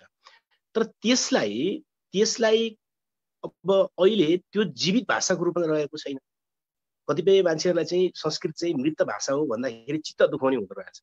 मेरो व्यवहारमा मैले भयो भाषाशास्त्रमा मृत भने चाहिँ मान्छे मरेको भने त होइन। भाषाशास्त्रमा अघि टिकाजीहरूलाई अझ बढी थाहा हुन्छ यस बारेमा होइन। भाषाशास्त्रमा मृत भनेको चाहिँ जुन भाषा अहिले दैनन्दिन जीवन चलाउनका निम्ति प्रयोग भइरहेको छैन र जुन भाषामा चाहिँ परिवर्तनशीलता छैन हैन। केही मान्छेहरूले कस्तो तर्क गर्दा रहेछन् भन्दाखेरि 2000 वर्ष अगाडिदेखिको त्यसको व्याकरण स्थिर छ, त्यसको शब्दकोश स्थिर छ, त्यो पटक्कै विचलित छैन संस्कृतको भन्दा रहेछ। त्यो त हुने नै भयो नि, किनकि त्यसलाई प्रचलनमा नल्याएपछि त त्यसमा थपघट पनि हुँदैन, त्यो स्थिर भएर बस्छ हैन। जुनसुकै जीवित भाषा पनि जब प्रचलनमा ल्याइन्छ त्यसको व्याकरणमा केही हेरफेर हुन थाल्छ, परिवर्तनशीलता आउन थाल्छ, त्यहाँ शब्दकोशहरू थपिन थाल्छन्, केही शब्दहरू हराउन थाल्छन्, केही नयाँ बन्न थाल्छन्, केही तद्भव शब्दहरू आउन थाल्छन्, इत्यादि इत्यादि हुन थाल्छ। त्यसकारण त्यो जीवित हुन्छ। त्यसो मृत भन्नुको मतलब के हो भने एक ठाउँमा गएर त्यो अड्कियो हैन, अड्कियो, त्यसको शब्दकोश अड्कियो, त्यसको व्याकरण अड्कियो र त्यसले आम मानिसको दैनन्दिन जीवनसँग त्यसको सम्बन्ध टुट्यो। त्यसकारणले त्यसलाई मृत भन्या हो अथवा त्यो स्थिर भन्या हो। अर्को सरल भाषामा भन्दाखेरि स्थिर भयो भनिसकेपछि अब त्यो भाषामा भएका, त्यो भाषा होइन कि त्यो भाषामा भएका नैतिकता सम्बन्धी ज्ञान, विज्ञान सम्बन्धी ज्ञान, आयुर्वेद सम्बन्धी ज्ञान, यी जति पनि ज्ञानहरू छन् त्यो आजको समाजलाई कति चाहिन्छ त? त्यो लिनका निम्ति चाहिँ त्यो 1 कक्षा पढ्ने 2 कक्षा पढ्ने शिशुले गर्ने काम होइन त। त्यो त प्राज्ञिक स्तरमा गरिने काम। प्राज्ञिक स्तर भनेको प्रौढ मान्छेले गर्ने काम हो र निश्चित शिक्षाको स्तर पुगिसकेपछि उसले त्यस चिजलाई अध्ययन गरेर त्यसको अनुसन्धान गर्ने काम होइन। त्यसकारणले यहाँ मुद्दा के होइन त भने संस्कृत भाषा चाहिँ कमजोर भाषा हो त्यसकारणले चाहिँ त्यो नपढ्ने भने त्यो अर्थमा होइन, कुरा त्यो होइन। संस्कृत भाषा आफ्नो समयको समृद्ध भाषा हो, जसरी ल्याटिन भाषा समृद्ध थियो होइन। तर अहिले कुनै पनि मानिसको, कुनै पनि समाजको संस्कृतमा चाहिँ पूजा मात्रै गरेर बस्ने पुजारीले पनि आफ्नो घर व्यवहार चाहिँ त्यो भाषाबाट नचलाउने भयो होइन। संस्कृत पुजारीले पनि नचलाउने भयो र चाहिँ संस्कृतमा प्रवचन गर्दै हिँड्ने केही महाराज भन्नेहरू चाहिँ धर्मगुरुहरू छन्, तिनले पनि आफ्नो परिवारमा चाहिँ त्यो भाषा नचलाउने भए भनेपछि त दैनिक जीवनमा त त्यो त आएन। त दैनिक जीवनसँग सम्बद्ध नभएको चिज 1 कक्षाको विद्यार्थीलाई जबरजस्ती पढाउनु पर्ने किन? ल मानौ एउटा विद्यार्थी स्कुलमा भर्ना भयो, उसलाई 1 कक्षामा संस्कृतको पाठ राखियो हैन, यत्रम पत्रम इत्यादि इत्यादि शब्दहरू उसलाई केही सिकाइयो। उसले घर फर्केर आउँदा उसले पसलमा चाउचाउ किन्ला, आइसक्रिम किन्ला वा चाहिँ सिसा कलम किन्ला, उसले पसलेसँग त्यो शब्द प्रयोग गर्छ कि वा पसलेले त्यो शब्द प्रयोग गर्दाखेरि उसले नबुझेर उसले घाटा खान्छ कि उसले घर आइपुग्ने बित्तिकै आफ्नै आमासँग चाहिँ त्यही भाषामा दुध माग्छ कि वा त्यही भाषामा खाना माग्छ कि के गर्छ त? केही पनि गर्दैन उसले त केही पनि गर्दैन। उसको दिमागको निम्ति त एउटा बोझ मात्रै भयो त, के काम भएन। तर मान्नुहोस् एउटा मान्छे स्कुल सक्यो, क्याम्पस सक्यो, स्कुल सक्यो, 12 सक्यो, 13-14 सक्यो अथवा क्याम्पसको एउटा निश्चित स्तरमा गएपछि उसलाई लाग्यो कि ज्योतिष शास्त्र अध्ययन गर्नु जरुरी छ, त्यो पनि हिन्दू समाजभित्र विकसित भएको ज्योतिष शास्त्र अध्ययन गर्नु जरुरी छ, त्यसको निम्ति मलाई यो भाषा पनि चाहियो भन्यो भने जर्मनीको मान्छेले संस्कृत सिकाए जस्तो, अमेरिकाको मान्छेले संस्कृत सिकाए जस्तो विभिन्न ठाउँका मान्छेहरूले त्यो सभ्यतामा के भएको रहेछ त भनेर जान्नका निम्ति त्यो भाषा सिक्न सक्ने स्थिति बनि नै हाल्छ। एक अर्को कुरा, अहिले आज दुनियाँभरि योगा सिकाइन्छ, दुनियाँभरि अहिले चाहिँ आयुर्वेदको बारेमा केही न केही चर्चा छ, तर के त्यो संस्कृत भाषामा चलिरहेको छ त? छैन नि त। रामदेवले योग सिकाइरहेका छन्, संस्कृत भाषामा योग सिकाइरहेका छन् त उनले त हिन्दीमा सिकाइरहेका छन् होइन। भनेपछि किनकि संस्कृत भाषाबाट त सम्भवै छैन अब सिक्नु है, सम्भवै छैन, कसैले सिक्नै सक्दैन, जानै सक्दैन। भनेपछि नेपालमा जति पनि योग विद्यालयहरू छन् त्यहाँ कुन भाषामा सिकाइरहेको नेवार बुझ्ने ठाउँमा नेवार भाषामा सिकाइरहेको छ होइन, नेपाली बुझ्ने ठाउँमा नेपाली भाषामा सिकाइरहेको छ। त्यो त जहाँ जुन भाषा बुझ्दाखेरि जनजीवनले सिधै प्रवेश गर्न पाउँछ त्यो भाषा सिकाउने कुरा आउँछ। त्यस कारणले गर्दा एउटा कुरा थियो। अर्को कुरा एउटा अर्को तर्क के पनि गर्ने गरिएको रहेछ होइन, संस्कृतका शब्दहरू नभइकन त नेपाली भाषा पनि समृद्ध भएन, मैथिली पनि समृद्ध भएन, अवधि पनि समृद्ध भएन, अथवा अहिले जति पनि हामीलाई नयाँ नयाँ शब्दहरू चाहिन्छ हामी संस्कृततिर फर्किनु पर्ने हुन्छ भन्ने केही साथीहरूको तर्क हुँदो रहेछ।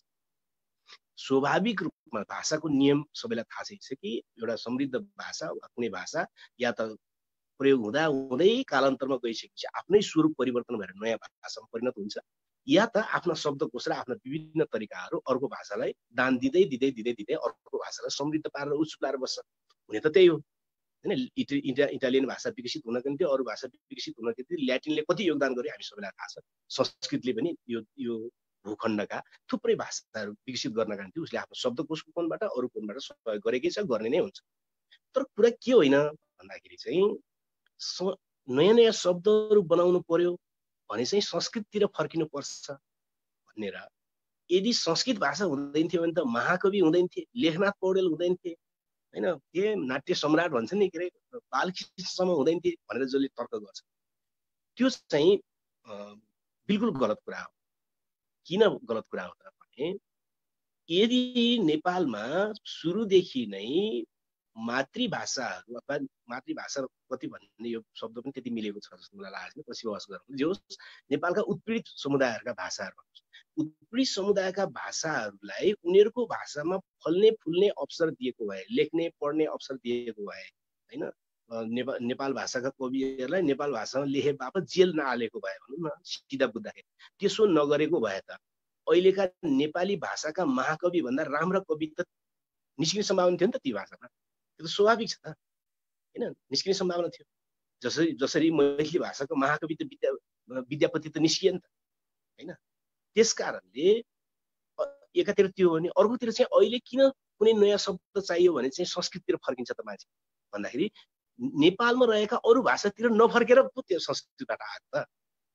नेपालमा रहेका अरू भाषातिर फर्केर त्यहाँबाट शब्द लिन थाल्यो भने त संस्कृततिर फर्किनु पर्दैन, कहाँ फर्किनु पर्छ, फर्किनु पर्दैन। जस्तो कि एउटा साहित्यिक कार्यक्रमको नाम राख्ने कुरा आएको थियो, त्यसमा चाहिँ साथीहरूले भने कि होइन नेपाली भाषामा मात्रै किन राख्ने, अरू अलि मातृभाषा अर्को कुनै समुदायको भाषामा पनि राखौँ त भन्दाखेरि विमर्श जस्तो शब्द कुन भाषामा राख्ने त भन्दै जाँदा तामाङ भाषाको पातालावा भन्ने एउटा शब्द फेला होइन, पातालावा भन्ने शब्द चाहिँ एउटा कार्यक्रमको नाम राखियो।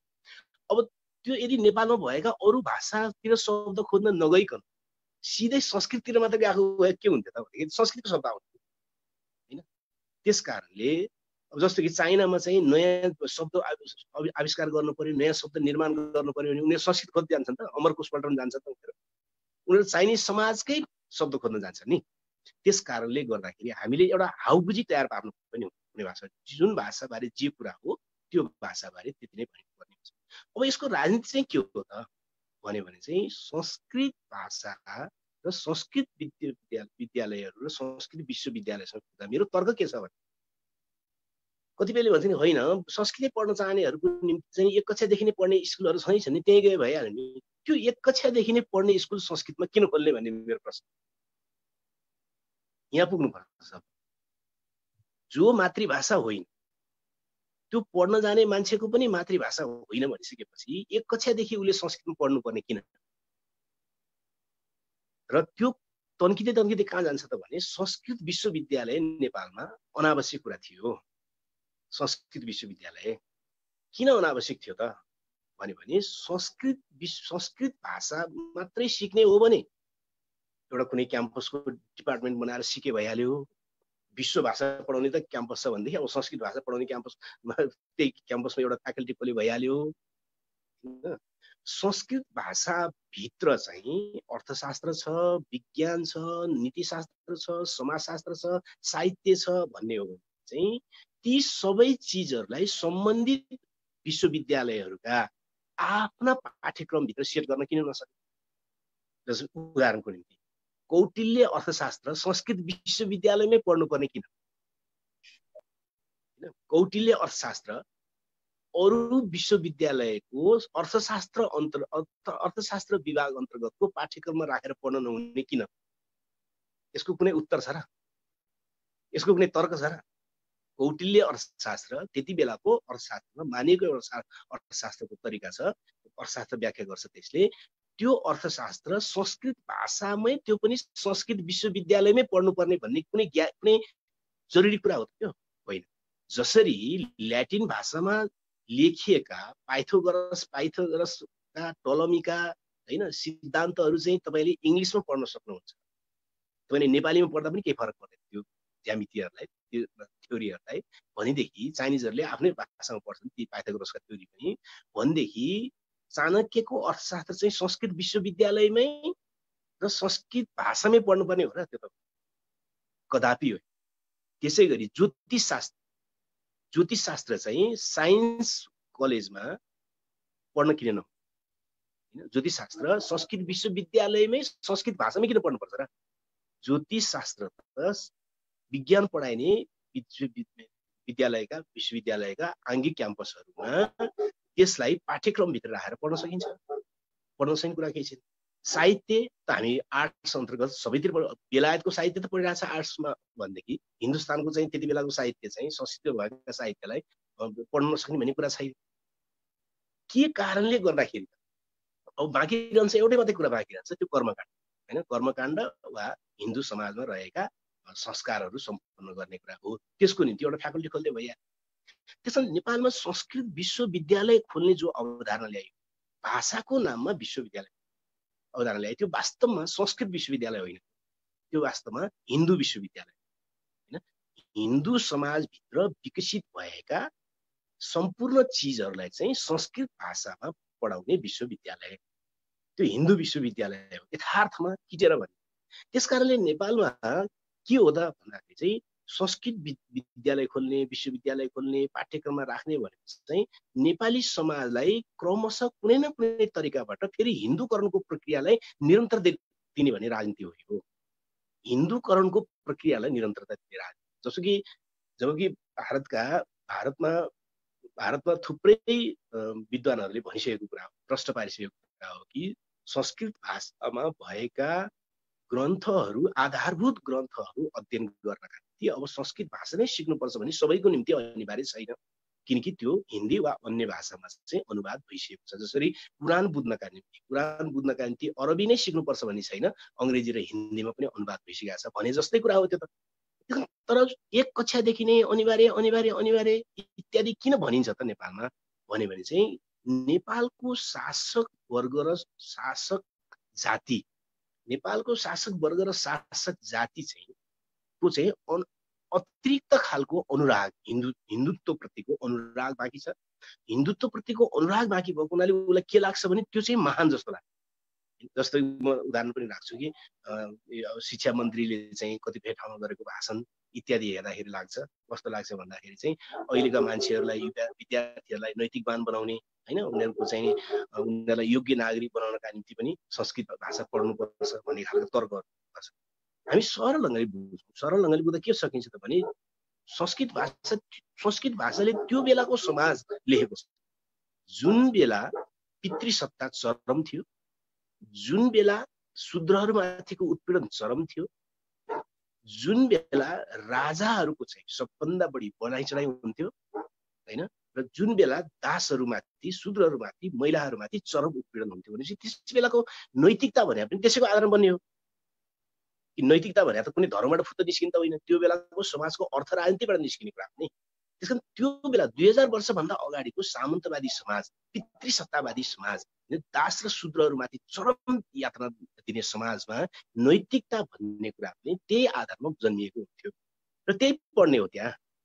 अब त्यो नैतिकताको आधारमा त्यो नैतिकतालाई अहिले अध्ययन गराएर अनि मान्छेलाई एकदम योग्य बनाउँछु भनेर जसले तर्क गर्छ त्यो कुरा चाहिँ मिल्ने कुरा होइन।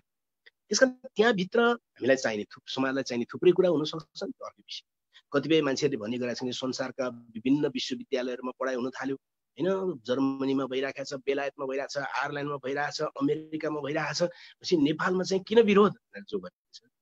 स्वाभाविक रूपमा विश्वविद्यालय भनेकै त्यही हो, हैन। विश्वविद्यालय भनेको के हो त भने संसारका विभिन्न सभ्यता विभिन्न ज्ञानहरूलाई अनुसन्धान गर्नका निम्ति खोलिने हो विश्वविद्यालय त।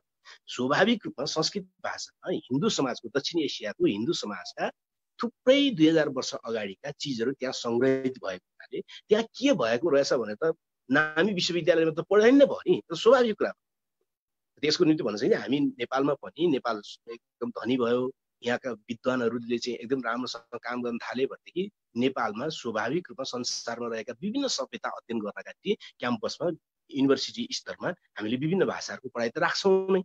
विश्व भाषा क्याम्पस खोले त्यो त राखिन्छ नै, त्यो अर्कै विषय हो। तर त्यो भनेको चाहिँ एक कक्षादेखि शिशु कक्षादेखि आफ्नो मातृभाषा समेत राम्रोसँग बोली नफुटिसकेको मान्छेको निम्ति बोझ बनाउने भने त होइन नि, त्यो त होइन। पिएचडी जुनसुकै विषयमा नै गर्न सकिन्छ भनेको मतलब पिएचडी को पाठ्यक्रम एक कक्षादेखि नै पढाउनु पर्छ भने हो र? यसरी त तर्क गर्न मिल्दैन, त्यो कुरा होइन। त्यसकारण यसको मूल राजनीति चाहिँ कतातिर छ त भने नेपाली समाजलाई हिन्दूकरणको प्रक्रियामा लाने कुरासँग यसको सम्बन्ध छ। जुन कुरा चाहिँ गलत कुरा, जुन कुराले चाहिँ हाम्रो समाजलाई स्वस्थ बनाउँदैन, जुन कुरा चाहिँ ठिक कुरा होइन, त्यो कुरा ठिक कुरा होइन। त्यसकारणले गर्दाखेरि यो यसको राजनीतिको मूल स्रोत यहाँ छ। अब सँगसँगै एउटा नयाँ कुरा पनि छ यसमा, किनकि जाने वा नजाने कुनै चिज गरिसकेपछि त्यसबाट छिट्टै मान्छे भाग्न सक्दैन। जस्तो कि नेपालमा जतिसुकै भने पनि जनकपुरबाट, त्यसपछि अब चाहिँ संस्कृत विश्वविद्यालयबाट वा चाहिँ अब भृगुटी मण्डपको संस्कृत क्याम्पसबाट वा चाहिँ मटियानीबाट होइन इत्यादि ठाउँहरूबाट संस्कृत जानेका स्कलरहरूको उत्पादन भइरहेको छ होइन। संस्कृत जानेका स्कलरहरूको उत्पादन भइरहेको छ। अब ती सबैले त्यो संस्कृतबाट जीवन कहाँबाट धान्छन् त, कमाई कसरी गर्छन्? सबै मन्दिरमा पुजारी त पहिले नै छन्, तिनीहरू पुजारी बन्न पाउनेवाला छैन होइन। त्यसै गरी चाहिँ पुरै त्यहाँ गर्ने भने पहिले नै पुष्ट्यौती पुरै त्यहाँ गर्नेहरू छन्, उनीहरू पढेका मान्छेलाई पुरै त्यहाँ गर्ने भन्ने त हुँदैन होइन। भनिसकेपछि ती मान्छेहरू अरू ठाउँमा चाहिँ जीवन निर्वाहका निम्ति उनीहरूले रोजगारीमा जानुपर्ने अवस्था छ। त्यसको निम्ति उनीहरूलाई धेरै गाह्रो छ होइन। अब त्यसमध्ये अब संस्कृतलाई एक कक्षादेखि नै अनिवार्य गराइदियो भने वा ऐच्छिक भने पनि ऐच्छिकको बारेमा म एकछिनमा आउँछु, त्यो अनिवार्य नै गराउन खोजेको, त्यसको नियत अनिवार्य नै गराउन खोजेको। गराइसकेपछि के हुने भयो त भन्यो भने प्रत्येक स्कुलमा 2 वा 3-4 जना चाहिँ संस्कृत विश्वविद्यालय संस्कृत क्याम्पसहरूबाट उत्पादन भएको खास जातको मान्छेको शिक्षित तबकालाई चाहिँ उसले रोजगारी दिन सक्ने भयो। यो पनि 10-20 हजार मान्छेलाई रोजगारी दिने कुरा हो यो होइन, यताबाट आइराखेको छ। भनिसकेपछि यो चाहिँ राजनीति भयो। यो चाहिँ के राजनीति भयो भने क्रमशः हिन्दूकरणको प्रक्रियामा लाने राजनीति होइन। अब जहाँसम्म ऐच्छिक भनेर जो भनियो, ऐच्छिक भनियो, अब कस्तो ऐच्छिक हुने? जस्तै यदि तर्कको आधारमा गर्ने गरे जस्तो संस्कृत भाषाभित्र भएका ज्ञानहरू सबै मान्छेले लिनुपर्ने हुन्छ, त्यसले हामीलाई अगाडि बढाउँछ भनेर मान्ने हो भने त्यसलाई अनिवार्य बनाउनु पर्यो। किनकि संस्कृत नपढ्ने अर्को मातृभाषा पढ्ने मान्छे त्यो ज्ञानबाट त वञ्चित हुने भयो नि। वञ्चितै हुन्न हुने ज्ञान छ भने त सबैलाई दिनु पर्यो, किनकि त्यसलाई अनिवार्य बनाउनु पर्यो। अनिवार्य भएन, अनिवार्य होइन, ऐच्छिक भन्यो पछि यो तर्क नै मिलेन। यदि संस्कृत भाषाभित्र भएका चाहिँ तमाम चिजहरू चाहिँ सम्पूर्ण मान्छेले एक कक्षादेखि नै लिनै पर्ने खालको हो भने त्यसलाई ऐच्छिक बनाउन मिल्दैन होइन, त्यसलाई अनिवार्य बनाउनु पर्ने हुन्छ। तर अनिवार्य बनाउने इच्छा चाहिँ छ, तर अनिवार्य भन्यो भने त हिजोदेखि नै विरोध भएर आइराखेको छ भनेर के गरियो त भने ऐच्छिक। अब ऐच्छिकको पनि अर्थ के हो त भने विद्यार्थीले छनौट गर्न पाउने ऐच्छिक भने होइन, किनकि अघि टङ्कजीले हास्यास्पद हुन्छ त्यसो भयो भने त भन्नुभयो, भनेको अर्कै हो। यो भनेको के हो त भने कुनै विद्यालयले त्यो ठाउँको कुनै मातृभाषा पनि पढाइमा राख्न सक्ने, उसले राखेन, त्यो राख्न चाहेन भनेदेखि चाहिँ संस्कृत राख्न सक्ने भने हो। ऐच्छिक त्यहाँनिर हो। ऐच्छिक विद्यार्थीले छनौट गर्ने अर्थमा होइन कि ऐच्छिक चाहिँ त्यो विद्यार्थीले छनौट गर्ने अर्थमा होइन कि विद्यालयले चाहिँ छनौट गर्ने अर्थमा भनियो। यो पनि धेरै गम्भीर कुरा छ। किन गम्भीर कुरा छ भने पहिलो कुरा त मातृभाषामा शिक्षा भनेको मातृभाषाको 100 पूर्णाङ्कको किताब बनाउने भनेको होइन नि। मातृभाषामा शिक्षा दिने भने त प्रारम्भिक शिक्षा चाहिँ अथवा आधारभूत शिक्षा चाहिँ मातृभाषाबाट सुरु गर्ने भनेको त मातृभाषाको 100 पूर्णाङ्कको एउटा किताब त्यहाँ राखिदिने भने हो र? त्यसो भनेको होइन। भने त के हो त भने एक कक्षाको पढाइको सम्पूर्ण भाषा नै त्यो मातृभाषा हुने भने, जस्तो कि तामाङ भाषालाई एक कक्षामा कुनै विद्यालयमा राखियो भने त्यो एक कक्षाको गणित पनि तामाङ भाषामा पढ्ने हैन, अरु जति पनि सब्जेक्टहरु छन् त्यो चाहिँ तामाङ भाषामा विद्यार्थीलाई बुझाउने भनेको। त्यहाँभित्र अङ्क इङ्ग्लिस हुन सक्छ हैन, a + b होल स्क्वायर पढ्नु पर्यो, 1 2 3 4 अङ्क पढ्नु पर्यो, 1 2 3 4 पढ्नु पर्यो भने त्यो अक्षरहरु इङ्ग्लिस होलान् नेपाली होलान्, तर त्यसलाई पढाउने भाषा चाहिँ कुन बनाउने भन्दाखेरि तामाङ भाषा, शिक्षकले तामाङ भाषामा पढाउने हैन, ताकि विद्यार्थीले त्यसलाई ग्रहण गर्न सजिलो होस् भने। अघि टङ्कजीले भनेको कुरा बिल्कुल ठिक छ त्यसमा कि मातृभाषामा पढाइ गर्ने भने त मातृभाषा मार्फत पढाइ गर्ने भने हो, मातृभाषाको कोर्स पढाउने भने होइन नि। पहिलो कुरा त संविधानले सोच्न खोजेको कुरा नै विकृत बनाइदियो यिनीहरूले, अहिलेको सत्ताले त विकृत बनाइदियो। मातृभाषामा पढाइ गर्ने भने त मातृभाषाको पाठ्यक्रम राख्ने भनेर परिभाषित गर्ने भयो यसले। हामीले त 26 भाषामा पाठ्यक्रम बनाइसकेका छौँ भन्ने हैन, यो कुरा नै गलत कुरा हो। अब हुने के भयो त यथार्थमा चाहिँ परिणाममा के हुन्छ त, अब ऐच्छिक गर्ने भनेपछि पनि हुन्छ के त भने पहिलादेखि नै नेपालमा पढ्न पाएको जाति र शिक्षकहरू र हेडमास्टरहरू र सञ्चालक समितिमा को छन् त सबभन्दा बढी भनेर हेर्यो भने अब घरमा रुद्री पाठ गर्नेहरूकै समुदायबाट बढी हुने कुरा भइहाल्यो, किनकि जसले पढ्न पायो पहिला त्यो नि त शिक्षक भएको छ, जसले पढ्न पाए त्यही शिक्षक भएको छ, जसले पढ्न पाए त्यही सञ्चालक समितिमा आउने भयो। अब तिनीहरूले छनौट गर्ने भयो क्या, अब यहाँ कुन मातृभाषा राख्ने छनौट गर्दाखेरि त स्वत नै अब हाम्रो समाज त कस्तो छ त भने एउटा जस्तो कि लिम्बूहरू चाहिँ एकदम बहुसङ्ख्या भएको ठाउँ छ भने त्यहाँ फेरि अलिकति राई पनि हुन्छ हैन, अलिकति बाहुन पनि होला, अलिकति दलित पनि होला, त्यो त भइहाल्छ। अलिकति मतलब एकदम पुरै अत्यधिक बहुसङ्ख्या भएको मात्र क्षेत्र त असाध्यै थोरै मात्रै भेटिन्छ। अब त्यहाँ विवाद के हुने भयो त भने त्यहाँ राई पनि छ, लिम्बू पनि छ, अब छेत्री बाहुन पनि छ, वा चाहिँ दलित पनि छ, गुरुङ पनि छ भन्ने नाममा चाहिँ अब कुन चाहिँ मातृभाषा राख्ने त भनेर विवाद निकाल्ने र अब मातृभाषामा विवाद भयो, कुन राख्ने विवाद भयो भनिसकेपछि अनि त्यसलाई अब यसको सट्टा भनेको छँदैछ भनेर संस्कृति हाल्ने, त्यो राजनीति सुरु हुन्छ नि त्यहाँ त। किनकि व्यवहारमा जाँदाखेरि त त्यो राजनीति सुरु हुन्छ कि सबभन्दा बढी राजनीति कहाँ लागु हुन्छ भने त्यो त ओडामा गएपछि लागु हुन्छ नि, सबभन्दा पहिला त त्यहाँ लागु हुन्छ। त्यहाँदेखि यसको अर्को गाँठो फुकाउने कुरातिर छलफल छैन। भाषा आयोगले गर्नुपर्ने काम त त्यो थियो नि, त्यो के थियो त मातृभाषामा पढाइ गर्ने चाहिँ मान्नुहोस् एउटा विद्यालय वरपर स्थानीय निकायमा तामाङ पनि छ, गुरुङ पनि छ, मगर पनि छ, खस नेपाली भाषा मातृभाषा भएको समुदाय पनि छ भए पनि त्यो क्षेत्रमा चाहिँ तामाङ बाहुल्यता छ, अरूको जनसङ्ख्या भन्दा त्यो बढी छ भने अथवा एउटा नियम बनाएर कुन स्तरमा राख्ने भनेपछि त्यहाँ चाहिँ सबैले नै तामाङ भाषामा पढ्ने बनाउने भने हो नि, द्वितीय भाषा हैन। खस नेपाली हुनेको खस नेपाली भाषा पनि भइहाल्छ, तर तामाङ भाषाको क्लासमा पनि बस्ने भने हो। यसो गरेपछि पो त अनि त्यो भाषा अरू सबैको निम्ति चाहिँ तामाङको निम्ति मात्रै नभइकन अरू सबैको निम्ति त्यो भाषा समृद्ध अथवा त्यो भाषा सम्मान गर्न योग्य र त्यो भाषा चाहिँ जीवित रहने भने हो। त्यो त यहाँ त मातृभाषामा पढाइ हुने भने त कता लान खोजिरहेको, जस्तै पश्चिम बङ्गालमा पढ्न गयो भने त हिन्दी भाषीले पनि त पढ्न त्यहाँ त बङ्गाली भाषामा पढ्नुपर्छ, हिन्दी भाषा पनि उसले जाने हुन्छ, बङ्गाली भाषा उसले स्कुलमा पढ्छ, तब न बङ्गाली भाषा चाहिँ त्यो ठाउँको निम्ति रक्षा हुन्छ र त्यस मार्फत त्यो सम्मानित हुन्छ, त्यस मार्फत त्यो समुदाय पनि सोच्ने हुँदै जान्छ। त्यसो यहाँ त मातृभाषामा शिक्षा लिने भने त के गर्न थाल्यो त भने एक त मातृभाषाको एउटा 100 फुल मार्कको चाहिँ एउटा पाठ्यक्रममा हालिदिने, किताब हालिदिने भनेर भन्न थालियो। अर्कोतिर के भन्न थालियो त भने मातृभाषामा पढाइ हुने भने चाहिँ जसको मातृभाषा हो त्यसले मात्रै त्यो मातृभाषा पढ्ने भन्ने अर्थ थाल्यो। त्यसो हो भने त यो बहुभाषिक नीति भन्नेको त विकृत भइहाल्यो नि, त्यो भनेकै होइन नि। जसरी अहिले तामाङ भाषा मातृभाषा हुनेले पनि नेपालीमा पढ्न परिरहेको छ, त्यसै गरी नेपाली मातृभाषा हुनेले पनि तामाङ भाषामा पढाइ हुने ठाउँमा जाँदाखेरि चाहिँ उसले तामाङमा पढ्ने भनेको त्यसको मतलब उसको नेपाली भाषा हराउने त होइन, उसको बोलीचालीमा त छँदैछ त्यो आफ्नो प्राथमिक भाषाको रूपमा, त्यो पो भने हो त। त्यसो भाषा आयोग र नेपालको राज्यले संविधान बन्दाखेरि सोचिएको जो त्यसमा चाहिँ जुन भाव थियो त्यसलाई विकृत बनाउँदैछ, त्यसलाई विकृत बनाउँदैछ र त्यसलाई अन्त्यतिर लाँदैछ। अब हुनेवाला के भयो त भने एकातिर चाहिँ अब संस्कृत मातृभाषाको बिचमा चाहिँ झगडा बहस हुने, अर्कोतिर त्यसको विकल्प चाहिँ संस्कृत पढ भनिसकेपछि यो चाहिँ ऐच्छिक भने पनि सारा त यो अनिवार्य बनाउने दिशा हो हैन। अनिवार्य फुटाउ र राज गर भन्ने सिद्धान्त अन्तर्गत चाहिँ अनिवार्य बनाउने विषय हो। किनकि कसरी पनि हुन्छ त यो भने जुन संस्कृतलाई एक कक्षामा पढाइन्छ त्यसको तार जोडिँदै जाँदाखेरि क्याम्पस र विश्वविद्यालयसम्म छ हैन। तार जोड्नु पर्यो नि, हैन, धागो जोड्दै जाँदा त जसलाई एक कक्षामा पढाइन्छ उसको चाहिँ विश्वविद्यालयसम्म छ। अरू मातृभाषाको चाहिँ क्याम्पस पनि छैन भनिसकेपछि त स्वाभाविक रूपमा त्यो त क्रमशः अरूमाथि फेरि हस्तक्षेप गर्ने प्रक्रियाको रूपमा जान्छ र त्यो चाहिँ अनिवार्य बन्न पुग्छ।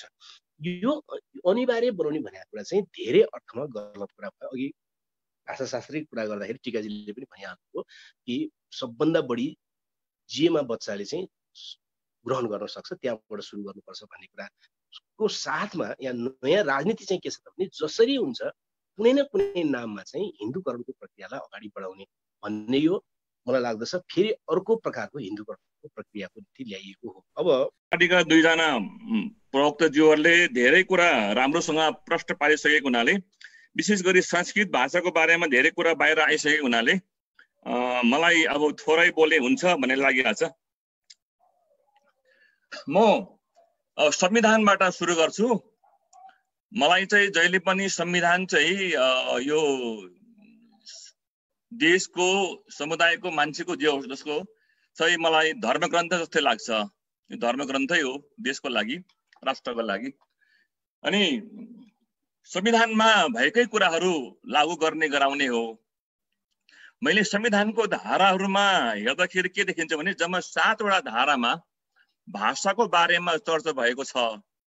उदाहरणको लागि धारा 7 र धारा 31 मा हामीलाई अलिकति काम लाग्ने कुराहरू छ बढी भाषाको। धारा 6, धारा 18, 32 र 51 चाहिँ सबैको लागि सामान्य विषय भयो। त्यो तामाङ भाषा या मगर भाषा राष्ट्रभाषा हुँदैमा के भयो त भन्ने अर्थ लाग्छ। त्यो त अनरारी पद जस्तो मात्रै भयो। एउटा अन्य प्रावधान मैले धारा 287 मा भाषा आएको कुरा उठाएको छु। यसरी जम्मा 7 वटा धारामा भाषाको कुरा उठाइएको छ र यसको प्रस्तावनामा बहुभाषिक देश भनेर मुद्दासँग घोषणा गरेको अवस्था हुनाले अहिलेको संविधानमा भाषा बारेमा धेरै कुरा आएको छ तुलनात्मक रूपले। तर यसमा केही कमजोरी छ अझै पनि भनेदेखि मातृभाषामा सूचनाको हक अझै पनि त्यो व्यवस्था गरिएको छैन, प्रावधान छैन। अदालतमा मातृभाषामा बयान दिन पाउने हकको पनि व्यवस्था छैन अझै पनि। यसरी लोकसेवामा मातृभाषाको प्रयोग गरेर परीक्षा दिने खालको हक पनि छैन।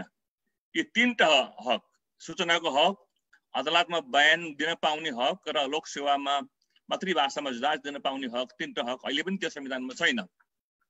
तर पनि यो संविधान अलिकति पहिलाको तुलनामा केही सकारात्मक छ।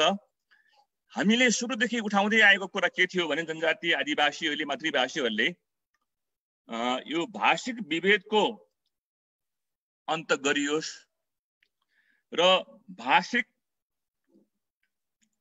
अधिकारको बहाली हुनुपर्छ, भाषिक समानताको अधिकारको प्राप्त गर्नुपर्छ। 2टा यो कुरा चाहिँ राणाकालदेखि नै हामीले मातृभाषाले उठाउँदै आएको रहेछ। यसरी मातृभाषाको सन्दर्भमा यो संविधानको कुरा उठ्यो। यो संविधानले यसैमा मैले मातृभाषामा के कुरा गर्छ भन्ने कुरा म देखाउन चाहन्छु तपाईहरुलाई। संविधानमा भाषाको सन्दर्भमा 2 किसिमको भाषाको कुरा उठाएको छ। यहाँ सामान्यतः भाषा धारा 6, धारा 18, धारा 32 र धारा 287 ले सामान्य भाषा कुरा गरेको छ। त भाषा के हो, कसरी हो भन्ने कुरामा चाहिँ उसले धारा 7 मा सरकारी कामकाजको भाषा नेपाली भाषा हो भनेर प्रष्ट किटान गरेको अवस्था गरिएको छ भने धारा 31 मा शिक्षाको कुरा गर्दाखेरि चाहिँ मातृभाषा बनेको छ। संविधानको सबै धाराहरूमा के देखाउँछ भनेदेखि हेर्दाखेरि 2टा भाषाको व्याख्या गरेको संविधानले किटानी गरेको छ। त्यो हो नेपाली भाषा र मातृभाषा। यसले अर्थ के हो भनेदेखि यहाँ संविधानले कहीँ पनि नेपाली भाषालाई मातृभाषा भनेको छैन। हामीलाई पुरै प्रश्न हुनुपर्ने कुरा मैले संविधानबाट के थाहा पाएँ भनेदेखि नेपाली भाषालाई मातृभाषा भनेको छैन। त्यस कारणले के हुन्छ भने जब हामी रेडियो नेपालमा पुग्छौँ त्यहाँ चाहिँ मातृभाषा समाचार देश राखेको हुन्छ। तपाईँ पाठ्यक्रम विकास केन्द्रमा जान्छौँ, त्यहाँ 6औं पेपरमा मातृभाषा र पहिलो पेपर चाहिँ नेपाली भाषा लेखिएको छ। यहाँ मातृभाषा विशेष समिति पनि त्यहाँ राखिएको छ। नेपाली भाषाको छुट्टै विशेष समिति छ। नेपाल प्रज्ञा प्रतिष्ठान पुग्नुहोस्, त्यहाँ मातृभाषा विभाग र मातृभाषा साहित्य विभाग छ। यसले के देखाउँछ भने संविधानको रिफ्लेक्सन चाहिँ कार्यक्रममा हुन्छ, सरकारी अफिस कार्यालयमा हुन्छ। यहाँ सबै मातृभाषा र नेपाली भाषालाई फरक फरक राखिएको छ। यहाँ तपाईँलाई एउटा देखाउँछु, यहाँ पाठ्यक्रमको ढाँचा हेर्नुहोस्, 76 सालको पूर्णाङ्क 100 भनेर नेपाली भाषाको अङ्ग्रेजी भाषा र तल मातृभाषा लेखिएको छ। यसले के देखाउँछ भने नेपाली चाहिँ मातृभाषा होइन भन्ने नै देखाउने हो। यो मेरो व्याख्या हो। त्यस कारणले हामीले के बुझ्नु पर्यो भने संविधानले लेखेको कुरा चाहिँ नेपाली भाषा र मातृभाषा दुईटा भाषाको कुरा संविधानले गर्छ, अब तेस्रो भाषाको कुरा गर्दैन यसले। अब हामी आजदेखि के क्लियर हुनुपर्छ, मातृभाषा र नेपाली भाषा फरक फरक हुन्। नेपाली भाषा स्ट्यान्डर्ड भनेको सरकारी कामकाजको भाषा हो, त्यो हाम्रो भाषा मातृभाषा भनेको शिक्षाको प्रयोग गर्ने भाषा मात्रै हो। यसले सरकारी कामकाज गर्न पाउँदैन। यदि प्रश्न भइसकेपछि धारा 7ले पनि के देखाएको छ भने तपाईलाई प्रश्न पारिदिउँ, देवनागरी लिपिमा लेखिने नेपाली भाषा नेपालको सरकारी कामकाजको भाषा हुनेछ भनेर नेपालीलाई एउटा म्यान्डेट दिएको छ। यो काम गर है नेपाली भाषा भनेको छ। धारा 31 मा शिक्षाको हकमा चाहिँ नेपालमा बसोबास गर्ने प्रत्येक नेपाली समुदायलाई कानुन बमोजिम आफ्नो मातृभाषामा शिक्षा पाउने हक हुनेछ भनेको छ। मातृभाषाको लागि उसको म्यान्डेट चाहिँ शिक्षा पाउने हो, शिक्षा लिने हो भने नेपाली भाषाको म्यान्डेट चाहिँ के हो भने सरकारी कामकाज चलाउने भन्ने हो। यो दुईटा कुरा चाहिँ क्लियरली हाम्रो संविधानले व्याख्या गरेको छ। के हदमा यो ठिक पनि छ। अब म अगाडि जान्छु। यो संस्कृत भाषाको कुरा चाहिँ यसरी कुटाउनु पर्छ होला। मातृभाषा केलाई भनेको छ भने तपाई धारा 31 को शिक्षाको हक हेर्नुभयो भने नेपालमा बसोबास गर्ने प्रत्येक नेपाली समुदायलाई भनेछ। नेपाली समुदायलाई आफ्नो मातृभाषामा शिक्षा पाउने हक हुनेछ भनेछ। मातृभाषा हुनुको लागि नेपालको समुदाय हुनै पर्छ। समुदायको भाषा हो। यसकारण तपाई शिक्षा ऐनमा प्रवेश गर्नुभयो भने 26 को धारा दफाको 1 मा के भनेको छ भने विद्यालयले प्रदान गर्ने शिक्षणको माध्यम नेपाली भाषा, अंग्रेजी भाषा वा दुवै भाषा वा सम्मिलित नेपाली समुदायको मातृभाषा हुनेछ भनेको छ।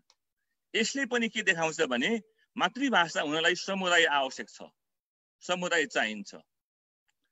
त्यसै दफा 28 ले पनि के भन्छ भने नेपाली समुदायका नागरिकलाई आफ्नो मातृभाषामा आधारभूत तहसम्म शिक्षा पाउने हक हुनेछ भनेको छ। यसरी तपाईले हामीले जब संविधानको धारा र ऐन हेर्छौं त्यहाँ चाहिँ मातृभाषा हुनलाई समुदायको भाषा भनेको छ। त्यसो भएको हुनाले संस्कृत भाषाको कुरा उठ्दाखेरि अघि धेरै प्रश्न भइसकेको संस्कृत भाषा कसको भाषा हो भनेर यो संविधान र ऐनले के प्रश्न पारेको छ भने यो कुनै पनि समुदायको मातृभाषा नभएको हुनाले या मातृभाषा हुनुको लागि समुदाय चाहिने हुनाले संस्कृत भाषा कुन समुदायले बोल्छ। संविधानले व्याख्या गरेको खस आर्य समुदायले बोल्ने हो भने नेपाली भाषा छ।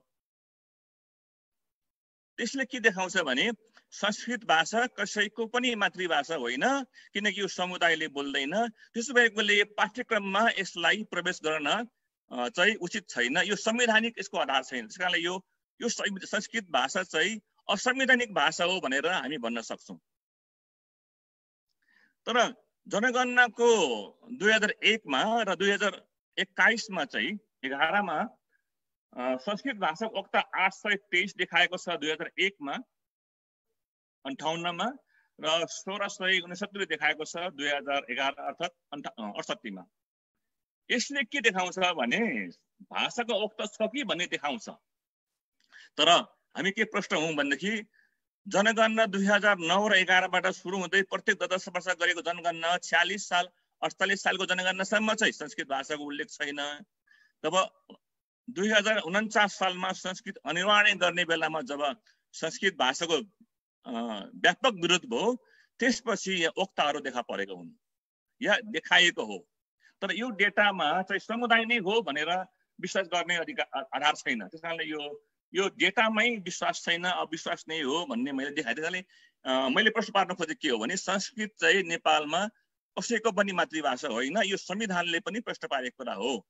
त्यस कारणले पाठ्य पुस्तकको विशेष गरी प्रारम्भिक कक्षाहरूमा आधारभूत तहको कक्षा 1, 2, 3 कक्षामा संस्कृतलाई मातृभाषाको रूपमा राख्नु चाहिँ संवैधानिक कानुनी ठहर्दैन भने मैले। अब दुईटा भ्रमहरू खुब चलनमा छ संस्कृतको बारेमा। संस्कृत भाषा चाहिँ संसारकै प्राचीनतम भाषा हो भन्ने एउटा भ्रम फैलिएको छ। अर्को के भ्रम छ भने संस्कृत भाषा संसारको सबै भाषाको जननी हो भन्ने भ्रम फैलिएको छ। तर वास्तवमा संस्कृत भाषा चाहिँ संसारको प्राचीनतम भाषा होइन भन्ने धेरै प्रमाणहरू छ। त्यसमा संसारको प्राचीनतम 10 वटा भाषामा चाहिँ संस्कृत भाषा पनि पर्छ, धेरैले उल्लेख गरेको छ। तर संस्कृत भाषा भन्दा अगाडि पनि नेपालमा भारतीय उपदेशमा उपमहादेशमा चाहिँ तमिल भाषाको कुरा छ। त्यहाँ पाली भाषा थियो, पहिला नै प्राकृत भाषा थियो र अशोकाको पालामा सबै खालका उसका अभिलेखहरू चाहिँ प्राकृत भाषामा पाइएको छ, संस्कृत भाषामा पाइएको छैन। त्यस आधारले के देखाउँछ भनेदेखि संस्कृत भाषा चाहिँ तमिल भाषा, पाली भाषा र प्राकृत भाषा भन्दा पछिल्लो भाषा हो। यो प्राचीन भाषा हो, त प्राचीनतम भाषा होइन भनेर हामीले एउटा कन्क्लुजन पुग्न सक्छौँ र त्यसरी हेर्नुपर्छ यसलाई। यस्ता खालका भ्रम प्रति हामी सचेत हुनैपर्छ।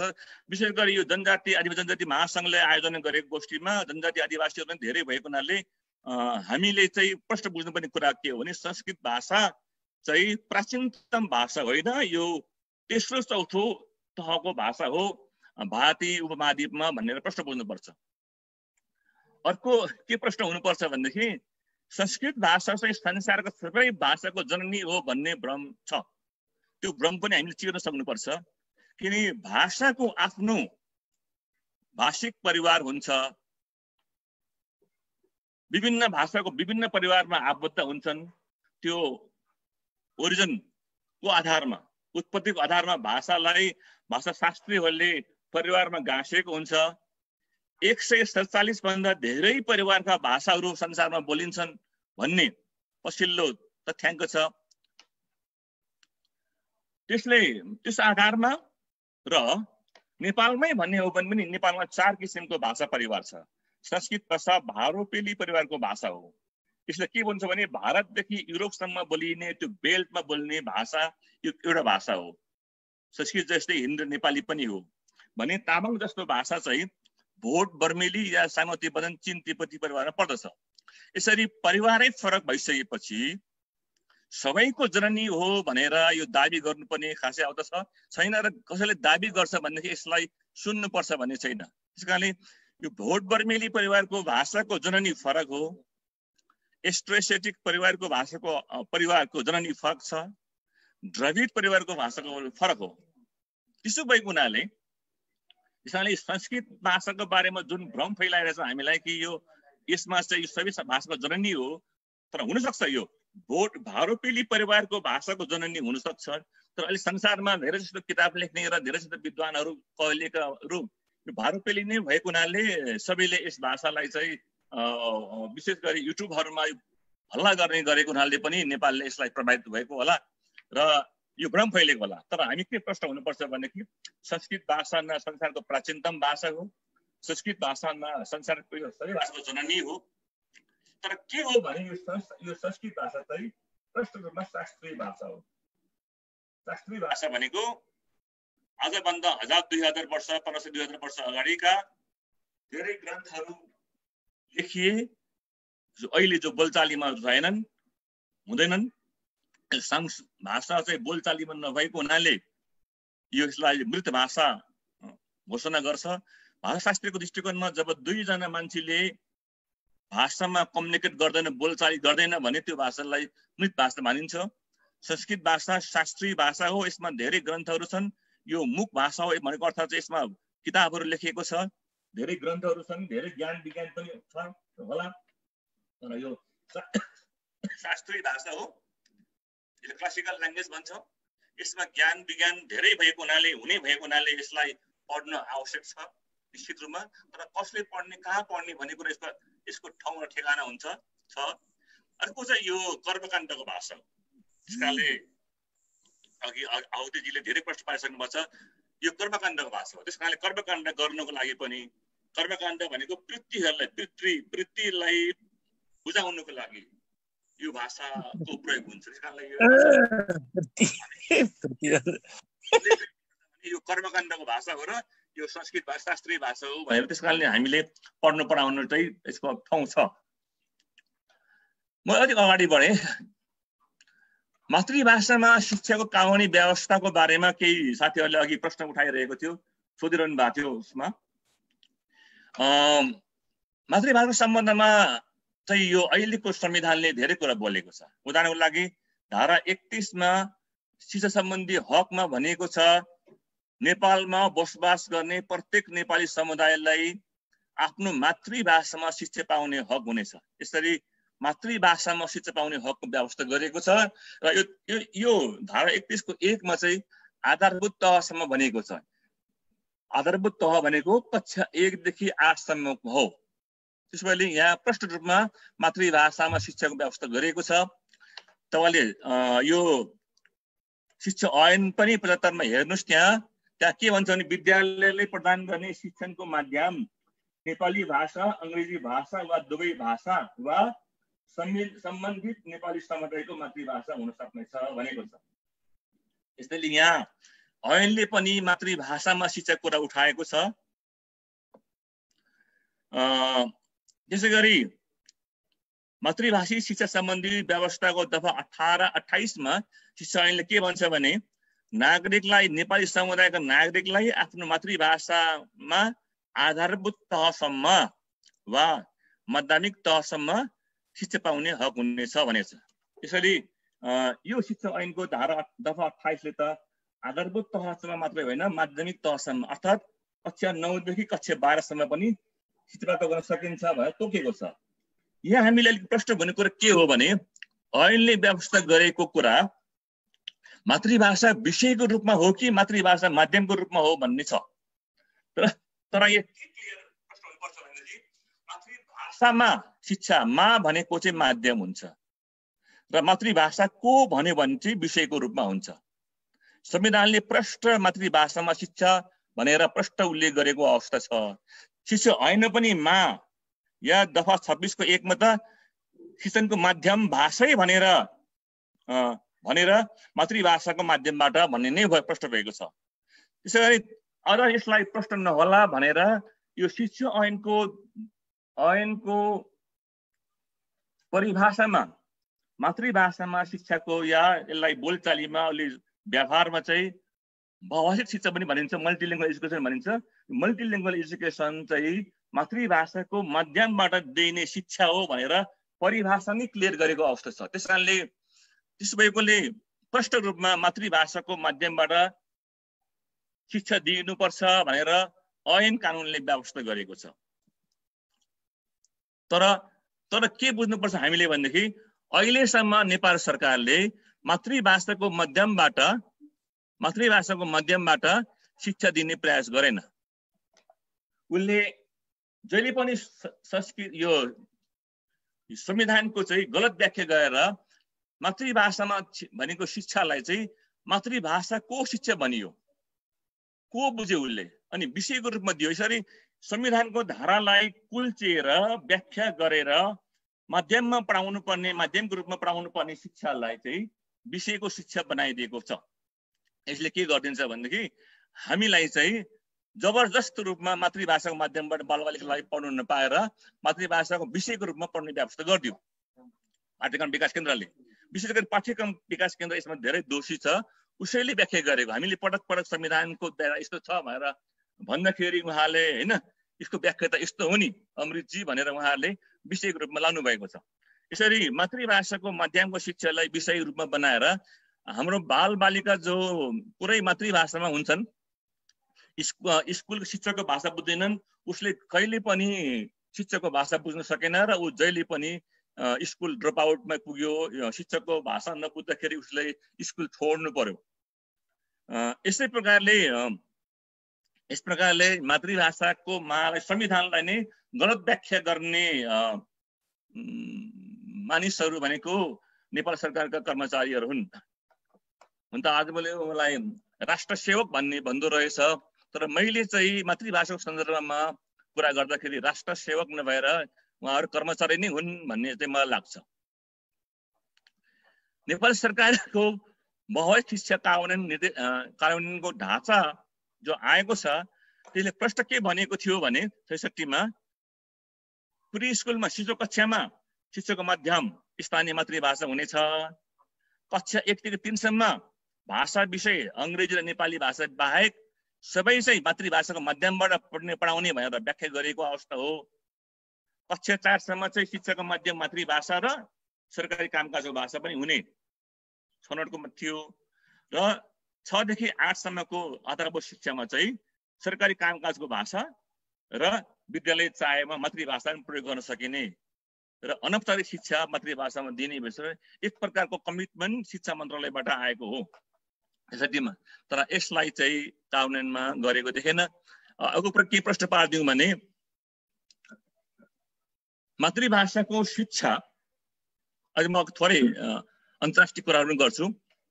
सबैभन्दा महत्त्वपूर्ण विषय के छ भने बाल अधिकार सम्बन्धी महासन्धि 1989, यसमा प्रष्ट रूपमा भाषिक अल्पसंख्यकहरूलाई भाषिक समुदायलाई चाहिँ आफ्नो भाषामा भाषा प्रयोग गर्ने अधिकारबाट वञ्चित गर्न पाइने छैन भनेर यो चाइल्ड राइट कन्भेन्सन 1989 ले प्रष्ट रूपमा बाल बालिका अधिकारको कुरा उठाएको छ। तर यो महासन्धिलाई नेपालले 1990 अर्थात् 2047 सालमा हस्ताक्षर गर्यो। नेपाल पक्ष राष्ट्र बन्यो। तर यो धारा चाहिँ नेपालले लागू गर्न चाहेन, अहिलेसम्म लागू गरेको छैन। त्यसैले तपाईहरुले हेर्नुहोस् युएनड्रीमा पनि आफ्नो मातृभाषाको कुरा उठाइएको छ। तपाईहरुलाई थाहा भएको कुरा हो, सबैलाई थाहा भएको कुरा हो। र आइएलओ 169 मा पनि ठाउँ-ठाउँमै मातृभाषाको माध्यमबाट मातृभाषामा पढाउने, मातृभाषाको विकास गर्ने कुरा उल्लेख गरेको कुरा हो। यसरी किन यो नेपालको संविधान, ऐन, कानुन र निर्देशिकाहरू साथसाथै अन्तर्राष्ट्रिय सन्धि महासन्धिले पनि किन मातृभाषा कुरा गर्छ त भन्ने कुरा उठ्छ। यसको उद्देश्य के रहेछ भने मातृभाषा भनेको चाहिँ बाल बालिकाले आमाको काखदेखि नै सिकेको भाषा हो। यसको अर्थ यो होइन कि आमा जुन जाति जुन थरको छ त्यही भाषा सिक्छ भन्ने होइन। त्यसकारणले संविधानले के भन्यो भनेदेखि समुदायले बोल्ने भाषा भन्यो। त्यसकारण समुदायले बोल्ने भाषा या बाल बालिकाले आफ्नो परिवेशबाट आमाको काख साथै परिवेशबाट जुन भाषा सिक्छ त्यो चाहिँ मातृभाषा हो। र आजभोलि भाषाशास्त्रीहरूले यसलाई चाहिँ फर्स्ट ल्याङ्ग्वेज, पहिलो भाषा भन्ने गर्छ। बाल बालिकाले जुन भाषा पहिलो जान्दछ त्यो चाहिँ पहिलो भाषा हो, यो त्यो मातृभाषा पनि हो। यो भाषा चाहिँ जुन सरल हुन्छ, अर्थात् जसरी अघि टिका सरले अघि भनिसक्नु भएको थियो, बाल बालिकालाई स्वाभाविक रूपमा के भनिन्छ भने बच्चा जन्मिसकेपछि उसलाई पहिलो आहार भनेको आमाको दुध हो। त्यो पोषिलो पनि हुन्छ, सजिलो पनि हुन्छ, एन्टिबडी पनि हुन्छ। तर हाम्रो नेपाली परम्परा के छ भने 6 महिनापछि या 5 महिनापछि बाल बालिकालाई अन्नआहार भात खुवाउने चलन छ, पास्ने गर्ने चलन छ। त्यसो अर्थ के हो भने 6 महिनापछि त्यो बालकलाई अब यो चाहिँ अरू ठोस आहार पनि खान सक्ने भयो भन्छ। त्यो दुध र त्यसको बीचमा लिटो खुवाउने चलन छ। अनि बच्चालाई आमाको दुध, त्यसपछि लिटो, अन्य दुधहरू हुँदै अनि ठोस आहारतिर लाग्छ। त्यसै गरी भाषा पनि पहिले मातृभाषा, त्यसपछि दोस्रो भाषा अर्थात् सरकारी कामकाजको भाषा, तेस्रो विदेशी भाषा अर्थात् नेपालको सन्दर्भ अङ्ग्रेजी भाषा, चौथो चाहिँ क्लासिकल ल्याङ्ग्वेज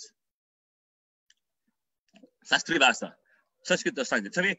चौथो भाषाको रूपमा शास्त्रीय भाषा हुन्छ, अर्थात् उसलाई चाहिँ ठुलो कक्षामा ज्ञान गुणको भण्डार मानेको हुनाले यस्तो भाषालाई चाहिँ कक्षा 6 देखि या कक्षा 9 देखि प्रारम्भ गर्ने चलन छ। त्यसो भएकोले प्रारम्भिक शिक्षा मातृभाषामा हुनुपर्छ भन्ने संविधानको भनाइ, त्यसै गरी यो हेल्थ एजुकेसनले दिने कुराहरू ती हुन्। अर्को चाहिँ बालबालिकालाई चाहिँ दैनिक आधारभूत सञ्चार सिपको लागि यो मातृभाषा नै हुन्छ। उसले बिक्सको जो छ यो सञ्चार उसले आफ्नो मातृभाषामा गर्छ, उसको पहिलो भाषामा गर्छ। त्यसो भएको नि पहिलो भाषामा गर्ने भएकोले घरमा र विद्यालयको भाषा एउटै भएमा बालबालिकाले सिकाइमा पहुँच वृद्धि हुन्छ, उसले छिटो सिक्छ, उसले रट्नु पर्दैन, उसले कण्ठ गर्नु पर्दैन, उसले बुझेर सिक्छ भन्ने धारणा छ। त्यस कारणले सञ्चार सिपमा त्यहाँ विकास हुन्छ। त्यस साथसाथै आदि मातृभाषी समुदायको ज्ञान विज्ञानको स्रोत पनि मातृभाषा हो। मातृभाषा समुदायको यो पुर्खौली भाषा हो, पुर्खौली सम्पदा हो। बाजे पराजुले पालादेखि बोल्दै आएको भाषा, त्यस कारणले उसको लागि चाहिँ हेरिटेज मानिन्छ। त्यस कारणले यो अहिले पछि त्यो ६३ सालको संविधानको क्रममा के थाहा पाइयो, के बुझियो भने सबैले भनेदेखि मातृभाषा त पहिचान पनि रहेछ, पहिचान हो, भाषा पहिचान हो भएर आएको छ। र यसमा चाहिँ मातृभाषाको वर्ल्ड भ्यू, विश्व दृष्टिकोण हुन्छ। त्यस कारणले मातृभाषाको महत्त्व यसरी पनि छ। मातृभाषामा बालबालिकाले पढाउँदाखेरि यो संविधानले व्यवस्था गरेको कुराहरूलाई चाहिँ बडो संविधान हुने, आमाको दुध जस्तै पोसिलो हुने, सुपाच्य हुने, विद्यालय छोड्ने दर घट्ने आदि थुप्रै कुराहरू चाहिँ यो मातृभाषाको बारेमा उल्लेख गरेको कुरा हो। मैले यो कुराहरूलाई भएन। अब मातृभाषाको कक्षा कसरी सुरु गर्ने भन्दाखेरि चाहिँ यसको शिक्षामा प्राय गरेर 4 किसिमको भाषा हुन्छ। अघि टीका भट्टराई सरले भनिसक्नु भएको छ। पहिलो भाषा, पहिलो भाषा भनेको बालबालिकाको मातृभाषा हो। त्यसपछि दोस्रो भाषा भनेको परिवेशको भाषा हो र साथसाथै सरकारी कामकाजको भाषा हो। नेपालको कन्टेक्स्टमा यो नेपाली भाषा हुनसक्छ, अन्तर्राष्ट्रिय भाषा हुन्छ, अन्तमा शास्त्रीय भाषा हुन्छ।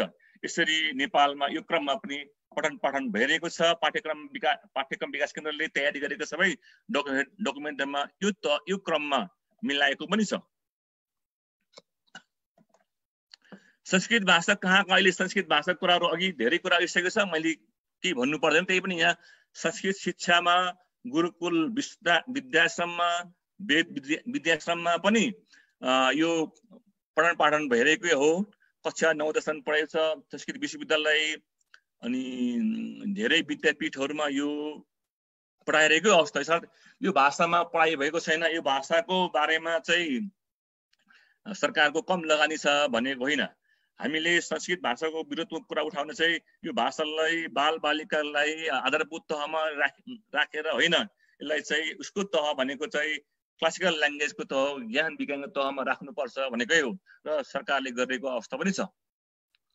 अब भर्खर सूचना टिकासले पनि देखाउनु भयो। मैले फरक ढङ्गले के देखाउनु खोजेँ भनेदेखि यो सूचनाले अरूमा कुरा भन्दिनँ, मात्र के देखाउँछ भने जम्मा 24वटा भाषामा पाठ्य पुस्तक बनेछ। तब हामी प्रश्न के हो भनेदेखि नेपाल अधिराज्य संविधान 47 सालमा जारी भएको थियो। त्यो संविधानले मातृभाषाको माध्यमबाट शिक्षा देऊ भनेर मातृभाषामा भनेको थियो, तर बठ्याइ के गर्यो भनेदेखि मातृभाषामा नदिएर विषयको कुरा सुरु गर्यो। त्यो कहिले सुरु गर्यो भनेदेखि 2054 सालमा पाठ्य पुस्तक तयार गर्यो मातृभाषामा। तब अहिले चाहिँ 2077 साल हो, यो 24 वर्षमा जम्मा 24वटा किताब तयार भएछन्। वर्षको एउटा किताब तयार गर्दो रहेछ पाठ्यक्रम विकास केन्द्रले। त्यो 120वटा भाषा। मैले 120 किन भनेदेखि अङ्ग्रेजी, संस्कृत र नेपालीको त अलरेडी किताब भयो भने 120वटा मातृभाषामा किताब तयार गर्नको लागि पाठ्यक्रम विकास केन्द्रलाई 120 वर्ष लाग्छ। त्यति बेला धेरै लोकोन्मुख भाषाहरूको अवस्था के होला? हामीले जब पाठ्य पुस्तकमा चाहिँ मातृभाषीहरूलाई मेरो भाषामा को लागि पाठ्य पुस्तक बनाइदिनु पर्यो भनेदेखि त्यहाँ चाहिँ अनुरोध हुन्छ र त्यो अनुरोधलाई चाहिँ 2 वर्ष अगाडिको अनुरोधलाई पाठ्यक्रम त्यो बजेटको व्यवस्था गरी पाठ्यक्रम ल्याउँदाखेरि वर्षमा एउटा भाषा ल्याइन्छ। त्यो लामो प्रोसेसबाट एउटा भाषाले मौका पाउँछ। यसरी मातृभाषाकोले पाउनुपर्ने मौका चाहिँ वर्षौं लाग्ने। त संस्कृत भाषालाई कसरी मागै गर्न पर्ने, त्यहाँ कर्मचारी नै मिलेर काम गरिहाल्ने। मलाई लाग्छ संस्कृत भाषाको यो पाठ्यक्रम लागू गर्नेमा यो शिक्षा मन्त्री पनि त्यति जिम्मेवार छ जस्तो लाग्दैन मलाई।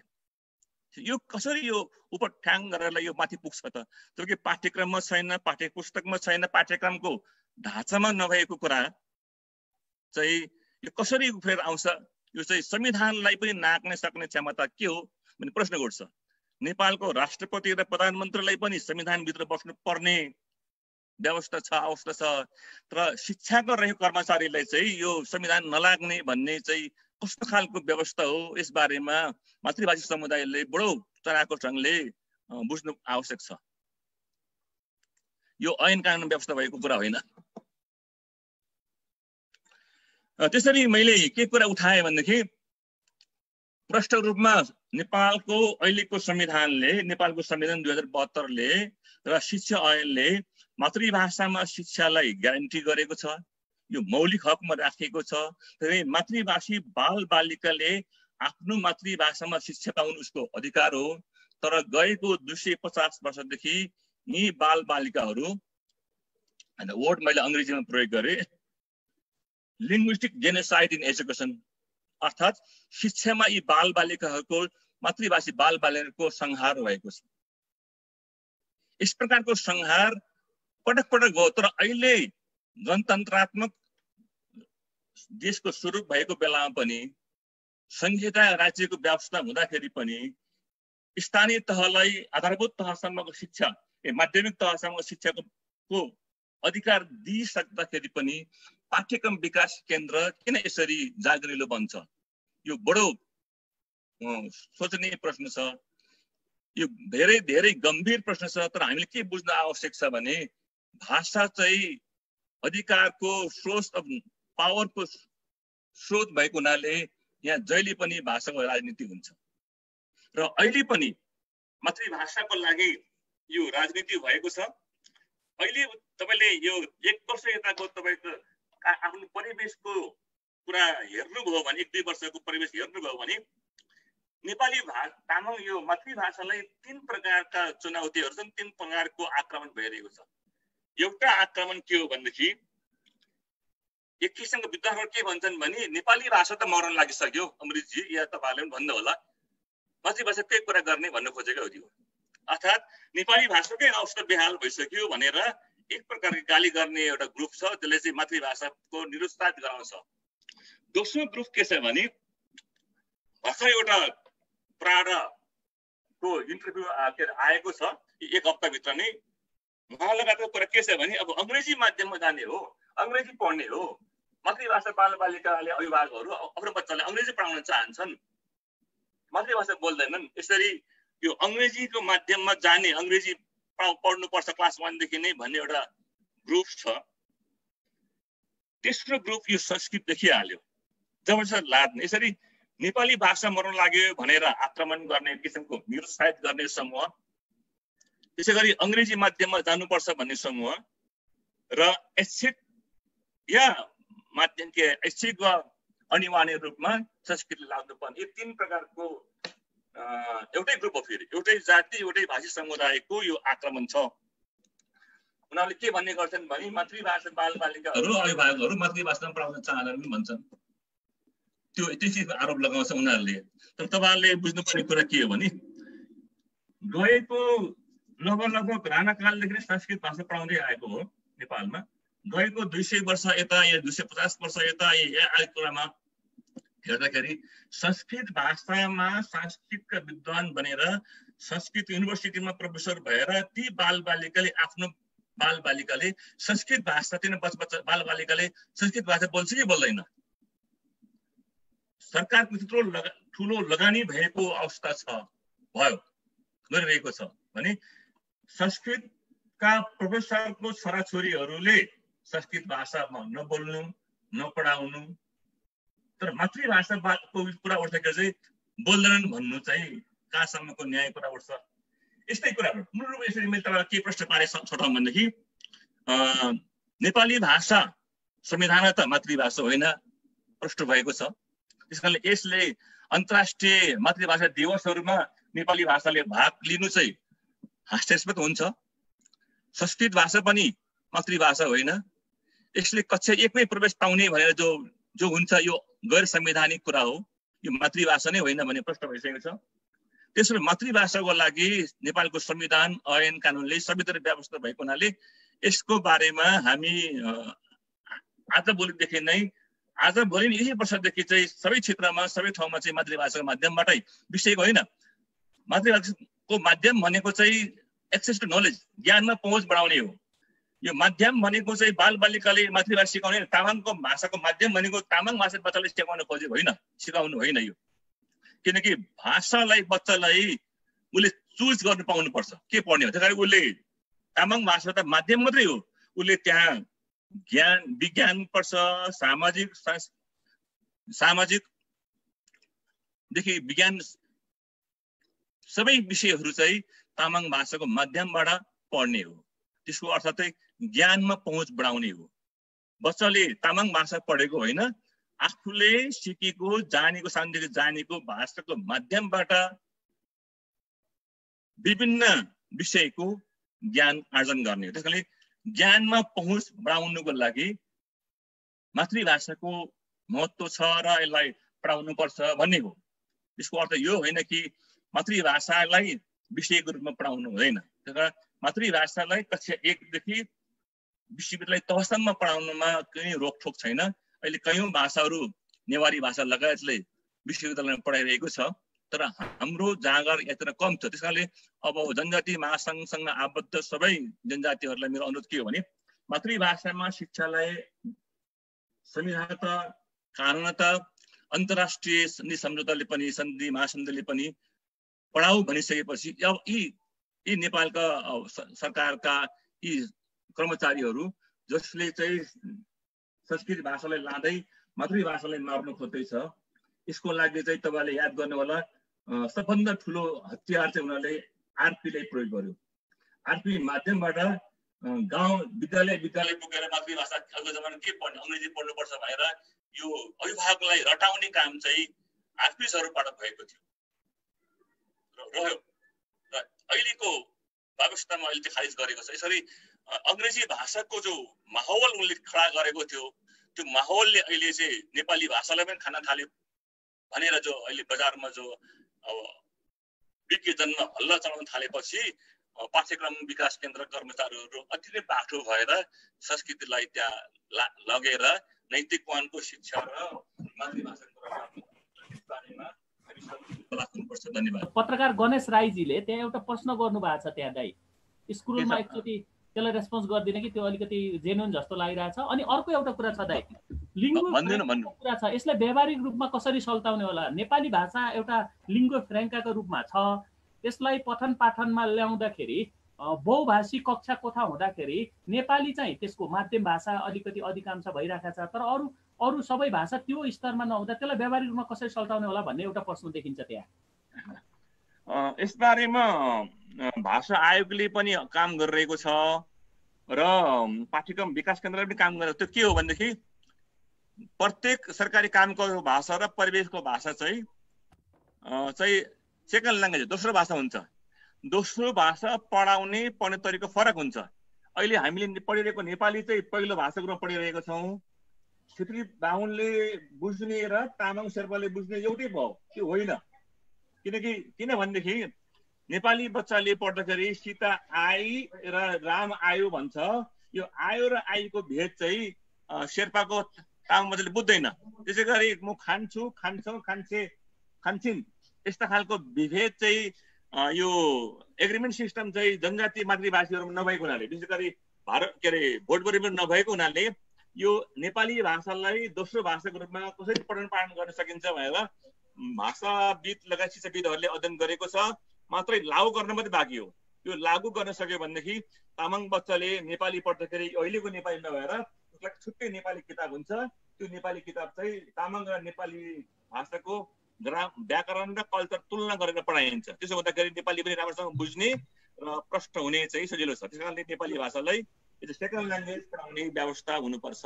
हस्, अनि अर्को एउटा यो आसन्न राष्ट्रिय जनगणना 2078 मा केन्द्रीय तथ्याङ्क विभागले भाषा आयोगकै सिफारिसमा 1 मातृभाषा, 2 पुर्खौली भाषा र 3 दोस्रो भाषा उल्लेख गराउने भनेर लागत समेट्दैछ। यसलाई हामी मातृभाषीहरूले कसरी बुझ्ने अथवा हामी बहुभाषिक को पक्षधरहरूले कसरी बुझ्ने? यो राम्रो कुरा हो, किनभने पहिला मातृभाषा हुँदाखेरि एउटा लिम्बू भाषा नजानेले के गरिदियो भनेदेखि लिम्बू लेख्यो आफ्नो भाषा भनेर, जबकि उसको भाषा चाहिँ नेपाली थियो। त्यसै तपाईँ दूर जातिको हेर्नुभयो भने दूर जातिको एउटा पनि स्पिकर छैन, तर त्यहाँ 2700 भन्दा बढी स्पिकर देखाउँछ। मातृभाषाको कक्षा सुरु गर्नु पनि कसरी सुरु गर्नु सक्छ? त्यस्तो अवस्थामा चाहिँ अब विकल्प हामीले के आयो भने आफ्नो मातृभाषा पनि लेख्नु पायो, दूराहरूले नेपाली भाषा मेरो पहिलो भाषा भनेर लेख्नु पायो। अरू के पनि मेरो पुर्खौली भाषा त दूरा भाषा हो लेख्नु पायो। यसले गर्दाखेरि भाषालाई कार्यान्वयन गराउने सजिलो हुन्छ। अध्ययन अनुसन्धान गर्नलाई पुर्खौली भाषामा अध्ययन गर्ने र कार्यान्वयन पढाउनु पर्यो भनेदेखि उसको फर्स्ट ल्याङ्ग्वेजमा पढाउने बच्चाको। यसले गर्दाखेरि यो अहिलेको जो सिस्टम छ त्यसले चाहिँ मोर एक्युरेट डेटा आउँछ भन्ने मेरो विश्वास हो। हस्, अर्को फेरि जातीय भाषा गर्नुपर्छ। हस् अमृत दाई, जातीय भाषा र मातृभाषा बीच के फरक छ? स्थानीय भाषालाई स्थानीय तहमा लागू गराउन के गर्न सकिन्छ भन्ने कुरामा तपाईँको पछिल्लो प्रेजेन्टेसन लगभग आएको छ। त्यो जातीय भाषा र मातृभाषाको बीचमा भेद कसरी छुट्याउने भन्ने कुराको एकदम सिम्पल क्वेसन छ दाइ। हो, अघि नै भनियो पुर्खौली भाषा र जातीय एउटै हो। जहाँ पुर्खौली भाषा बनियो, उदाहरण लागि कुनै तामाङ काठमाडौँमा आएर बस्यो, उसले मातृभाषा लस गर्यो भने उसले आफ्नो जातीय भाषा उसको तामाङ भाषा हो भनेर पुर्खौली भाषामा लेख्न सक्ने भयो उसले। र उसले सिफ्ट भएको भाषा चाहिँ नेपाली हो भने मेरो सिफ्ट भएको मातृभाषा चाहिँ बोल्ने भाषा चाहिँ मेरो पहिलो भाषा चाहिँ अङ्ग्रेजी के अरे नेपाली हो, तर मेरो पुर्खौली भाषा या मेरो जातीय भाषा तामाङ हो भनेपछि तामाङको जनसङ्ख्या पनि प्रश्न आउँछ, कति रहेछ स्पिकर मान्छे जाति रहेछ भनेर। अनि भाषाको उसको पहिलो भाषामै प्रश्न हुन्छ, कति भाषीले मातृभाषा छोडेछन्, कति तामाङले मातृभाषा छोडेछ भन्ने थाहा हो। त्यसैले अहिलेको जनगणनाको हस् दाइ हुन्छ भन्नु खोजेँ मैले। हस्, टिका सरले थोरै मिनेट भन्नुभएको छ। टिका सरलाई मैले दिएँ 1-2 मिनेट। हजुर, मैले सम्झेँ यहाँ हुने हरेक व्यक्तिहरूले आफ्नो पालिकामा मातृभाषालाई कार्यान्वयन गर्नको लागि हामीले काम गरियो भनेदेखि धेरै धेरै फरक पर्छ। विभिन्न समूहबाट आउनु भएको छ, कमसेकम आफू सम्बद्ध भएको, आफूले प्रभावित गर्न सक्ने, कन्भिन्स गर्न सक्ने पालिकामा मातृभाषाको माध्यमबाट पढाउनलाई पहल गरियो भनेदेखि त्यो एकदमै राम्रो सुरुवात हुन्छ। मैले त्यति भन्न खोजेको। हजुर, हस् हस्, धन्यवाद।